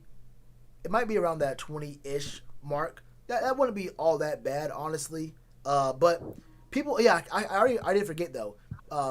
These mock drafts are saying Penei Sewell might be available now. If Penei Sewell is there, then forget everything. I'm going for Penei Sewell, not looking back. I'm like straight up. Dang. If Penei Sewell is there at 8, then you will never hear me say a single word about a quarterback. Simple as that.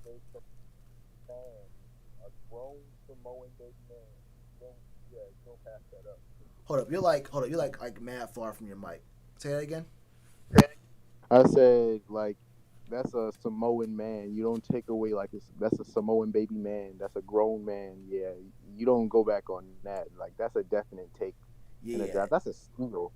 you're like, But I feel like he's going to Miami to be real, because Tua and stuff like that, and him are basically of the same ethnicity. Even though that doesn't matter, but I feel like they would be closer, and I already know that Miami has their sights set on him. So that's why I feel like they're like actually teasing at that trade little thing going on. If we trade down to go ahead and get Trey Lance, like how Mel Kiper's thinking. yeah, it all depends on how the quarterbacks land. There's a whole bunch of differences in how the quarterbacks look. People think that Zach Wilson's gonna go in the top 4. People think that Justin Fields is gonna fall past us. I've seen everything. And like, it's February, you feel me? So like some of these mock drafts are real. Some of the mock drafts are like trying to get you. They look straight at first, and then like there's one or two of those picks are like, wait, hold up. How's he gonna fall to 20? Like, what? I've seen some really weird mock drafts where dudes fall to like 20 plus. Like Parsons falls to 26. I've seen like Farley fall to like in the 20s and whatnot.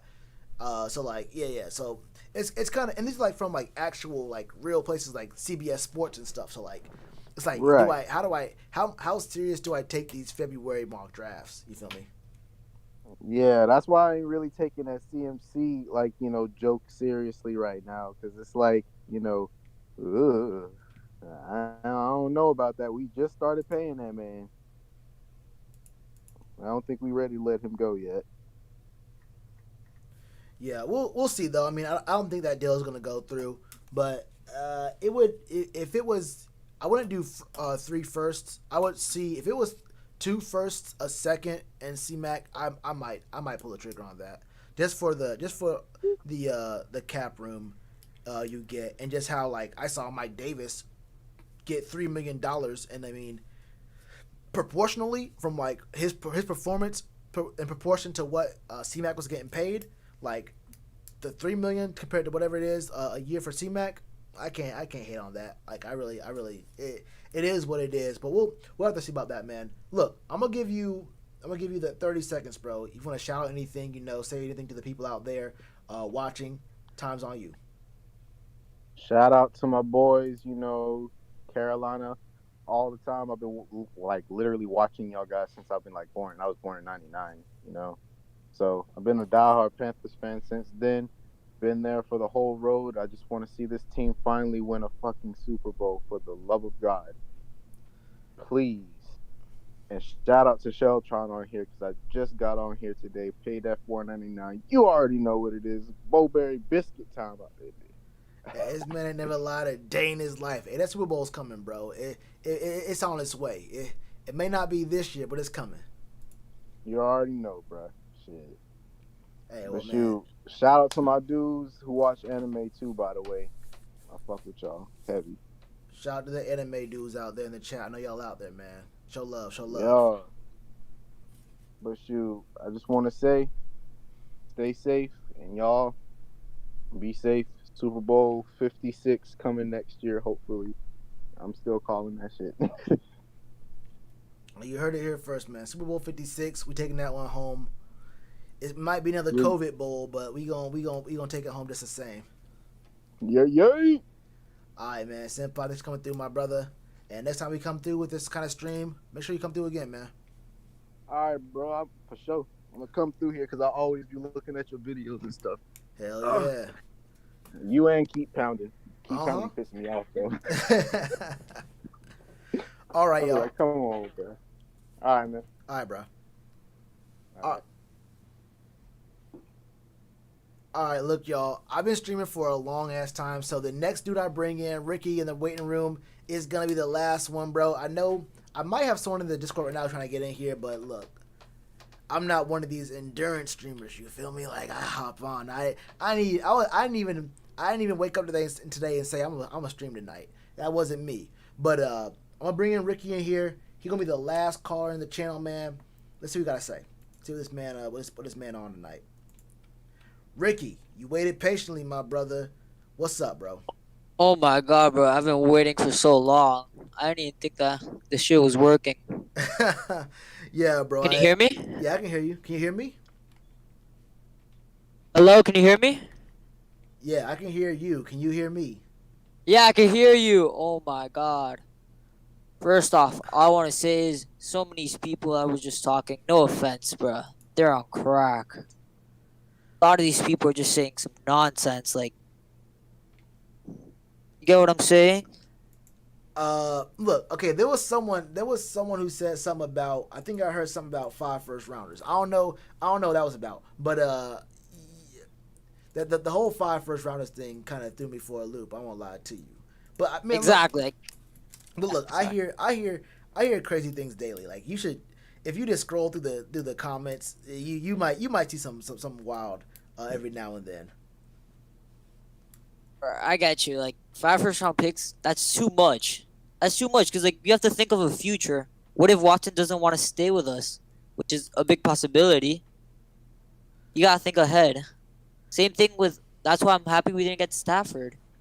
Like, Stafford could have gotten us a playoff this year, but it's not the future, and that's what I think we should be focusing on. You get what I'm saying?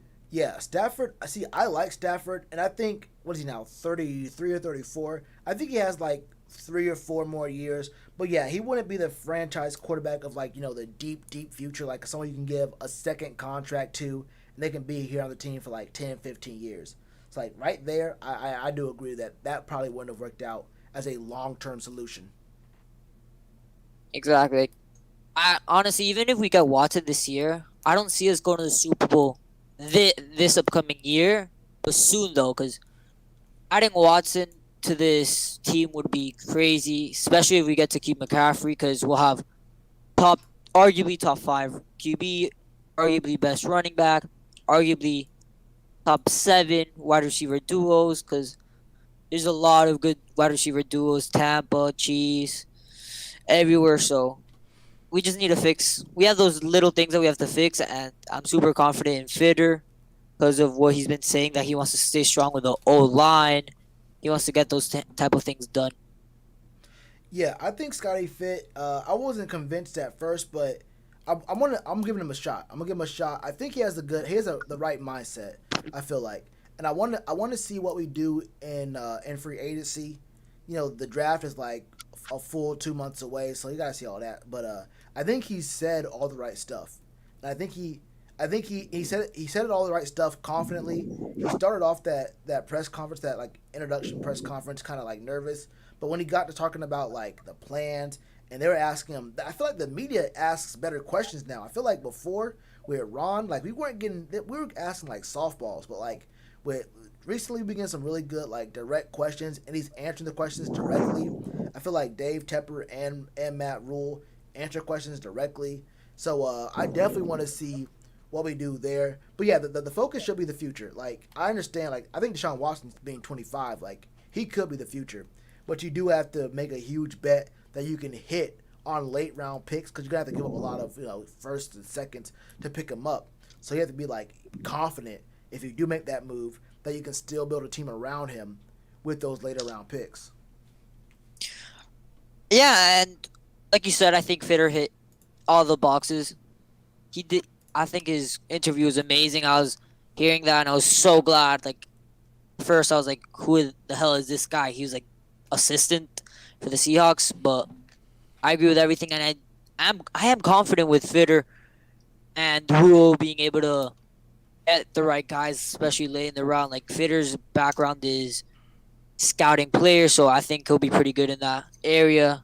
So pretty much we just have to fix that O line, that D line, and I think we could be set with the Super Bowl in the next upcoming years. I'm confident, especially like, even Trey Boston, like he just got released by a team, which is like probably one of the suckiest things you could do that could happen to you in the NFL. And he was like so confident. Like, I don't know if you read the message, but he's like, this team's gonna get it right one of these like years. Yeah, I mean, it's tough, like the business and whatever. You feel me? Like, it's like it's really hard, like, I guess, for players to, like, detach, what's personal and what's business, and like you feel like what happens with the teams. It's a real weird situation for a lot of these players. But it's getting back to the future plans for the team. It is a little bit. I think this team doesn't have to, like, you're not forced to make all these immediate things, make all these immediate plans, these immediate moves. Like I've been saying for the longest time that that we don't even have to go get our quarterback like this year. I think we could. I think there's several good quarterbacks, but I keep looking around the league and whatnot. Like, the teams ahead of us need quarterbacks, and there's teams behind us that need quarterbacks. Like, I wouldn't be surprised if the teams ahead of us pick all the quarterbacks that you would even want at number 8. But I also wouldn't be surprised that even if we get to like 6 and 7, the Eagles pick, and I forgot who's ahead of us at number 7, but I wouldn't be surprised. The Lions. It's the Lions. Yeah, I wouldn't be surprised if teams traded up to get ahead of us to pick quarterbacks. So like we could be stuck at like Mac Jones level by number 8. Like it could be a historic draft where we see a bunch of teams just go ahead and either pick ahead of us or trade up ahead of us, and we're stuck at like the questionable, like, do you really want to go ahead and pick this dude at 8? Probably not. And that means that guys like Penei Sewell will fall. If a ton of quarterbacks do get picked ahead of us, or if it's between guys like Trey Lance or Penei Sewell, I'm taking Penei Sewell. If it's between guys like, I know people. Well, I don't think that Zach Wilson was gonna fall probably, but if it's between Zach Wilson and Penei Sewell, I'm still taking Penei Sewell. Like, if the more quarterbacks that get taken ahead of us, I'm not too upset about it because that just means that there's other highly graded players who we can still pick up, and I think fixing the O-line is the best way to secure your future long term. Yeah, I agree. A lot of people are thinking like, oh, we're gonna go to the Super Bowl this year. We're gonna get Deshaun Watson. We're gonna get Hunter Henry. Like, people have to understand it's more of a patience game. We're not gonna hit every single major box that's gonna get us to the Super Bowl this year. I believe the smartest thing to do is pick 8. See if we could get Penei Sewell or Slater, because like these guys are not guarantees, but there's a higher chance of these guys to succeed compared to these QBs because they all have doubts. Justin Fields, there's doubts about him. Zach Wilson, there's doubts about him and his easy schedule. Trevor Lawrence, there's no way we're getting him in. But like, I feel like we should just be sticking to the things that we have the biggest percentage on succeeding, and it's just a patience game. Yeah. I mean, like Dave said when he first came here, talking about like, Rome wasn't built in a day, and like if you're expecting instant success, then that's not what it's gonna be. You're not gonna get like a microwave success story here. He always said like the goal was to start being competitive in 3 years. So this past year was year 1. After he said that, and then like this coming year we can make some moves, and then the year after that we can start to see some of the success from building and whatnot. But I never expected it to be like great this year. Like I think people have some very high expectations for this season.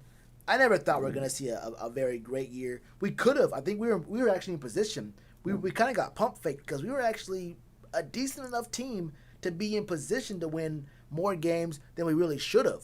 5 wins was about right coming to the season, but I think we all thought the defense would be so bad that we just wouldn't win games. But it turned out to be that the offense was good enough until the fourth quarter. The D stood up well enough, but it was just that we just couldn't end games well enough. So I think this year showed us good things that didn't translate to wins. Yeah, I saw a lot of potential this year. Offensively, we're doing great. Joe Brady has a great scheme. He obviously knows what he's doing. He just needs to get those little pieces lined up, like QB, a better line. But yeah, it's just a patience game, and we're getting the pieces slow by slow. We're not trying to take the big chances that could screw us over. To me, obviously, Watson would be the best pick we could be getting in free agency, but we can't be giving up too much. Honestly, I'd be so happy if we could give up like 3 first rounds and like 2 second rounders, because we're not giving that much, especially for him compared to other things. But a team that we should be scared of this free agency for Deshaun Watson is the Saints, because like they're $90 million in debt. We're also seeing all across the I wouldn't be country where surprised if people- I see them trade a lot of players for Deshaun Watson, so they could free up the and still get a high quality QB. Yeah, so like I don't hate the Deshaun Watson move, but I think in that kind of trade you have to make sure you get rid of some contracts that are kind of like ruining you. So and like you like keeping you first of all you can't keep C-Mac and trade for Deshaun Watson because you have to pay Deshaun Watson and it's a really hard situation because you're not gonna be able to pay him after you trade for him if you're paying for him, C-Mac, and Shaq Thompson. The Texans aren't gonna want Shaq Thompson in that deal. They don't want it. They're not gonna want a 4-year, $54 million outside linebacker who's barely playing around above average ish. Like that's not what they're gonna take. Like on their books, they probably would take C-Mac. That's a big paycheck that they're gonna be picking up.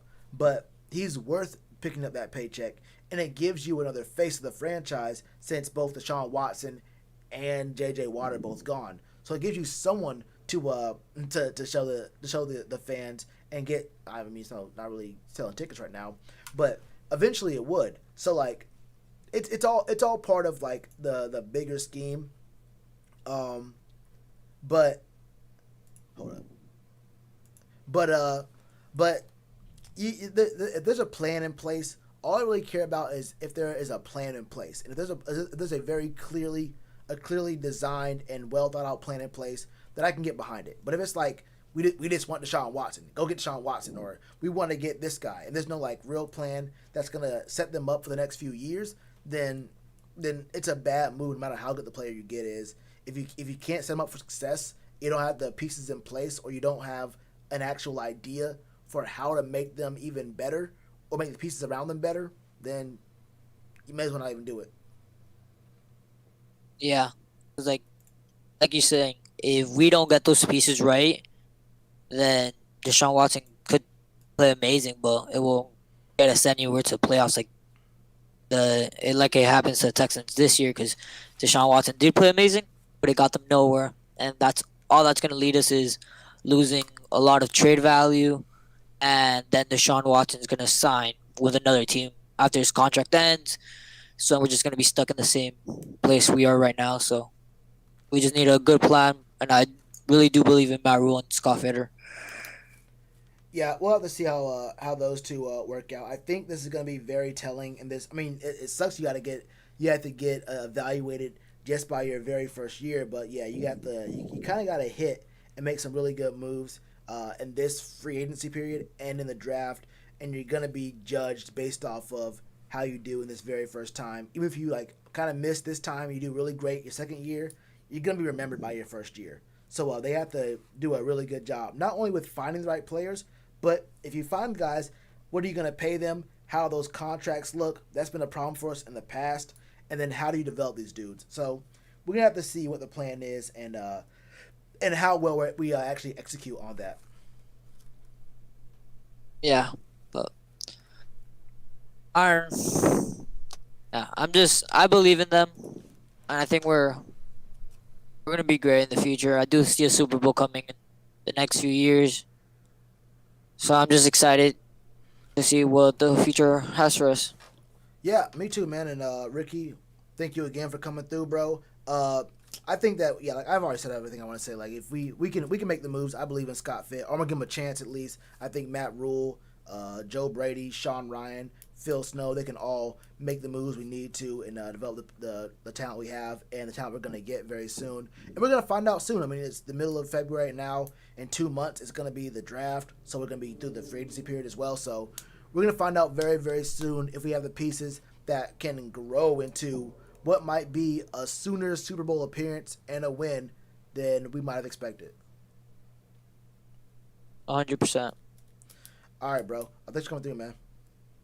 Okay, thank you. Please do more of these. They're fun. I will try. I will definitely try. Yeah. Good talking to you. Yeah, man. All right. Peace. Peace, bro. All right, y'all. That was my my last one of the night. One of these days, I might get better about streaming. Like, I'm not gonna lie to you. I was streaming. This has been what 2 hours 55 minutes. I'm not gonna lie, bro. It feels like I've been streaming for like 6 hours straight, and that's probably because I've been actually not doing these streams, but I've been doing a stream a night, doing something else. Like I think every night this week, except for tonight, like since Sunday, I was doing like either 3 or 4 hour streams somewhere else. It wasn't about football or sports or anything, but yeah, I was doing like 3 or 4 hour streams every single night. So like I guess I don't know what it is, but yeah, right now I'm finna hop up out of here, man. Y'all been great, man. Y'all were here for the last 3 hours, bro. We went kind of crazy. We had the call-ins. I think you know what? I think I might do this a little bit more often. I do like having the call-ins, and I like hearing from y'all, and I like reading the chat. The thing about doing the call-in stuff is that I don't get to interact with the chat as much because they're talking, then I'm responding, and I'm not like, you know, responding to y'all in the chat. So it feels like, you know, I'm kind of like, I don't have like the same kind of interaction with y'all, which is part of the reason why I do the live streams. You feel me? Ryan, my brother, I would, bro. I would. But I'm about dead tired, my brother.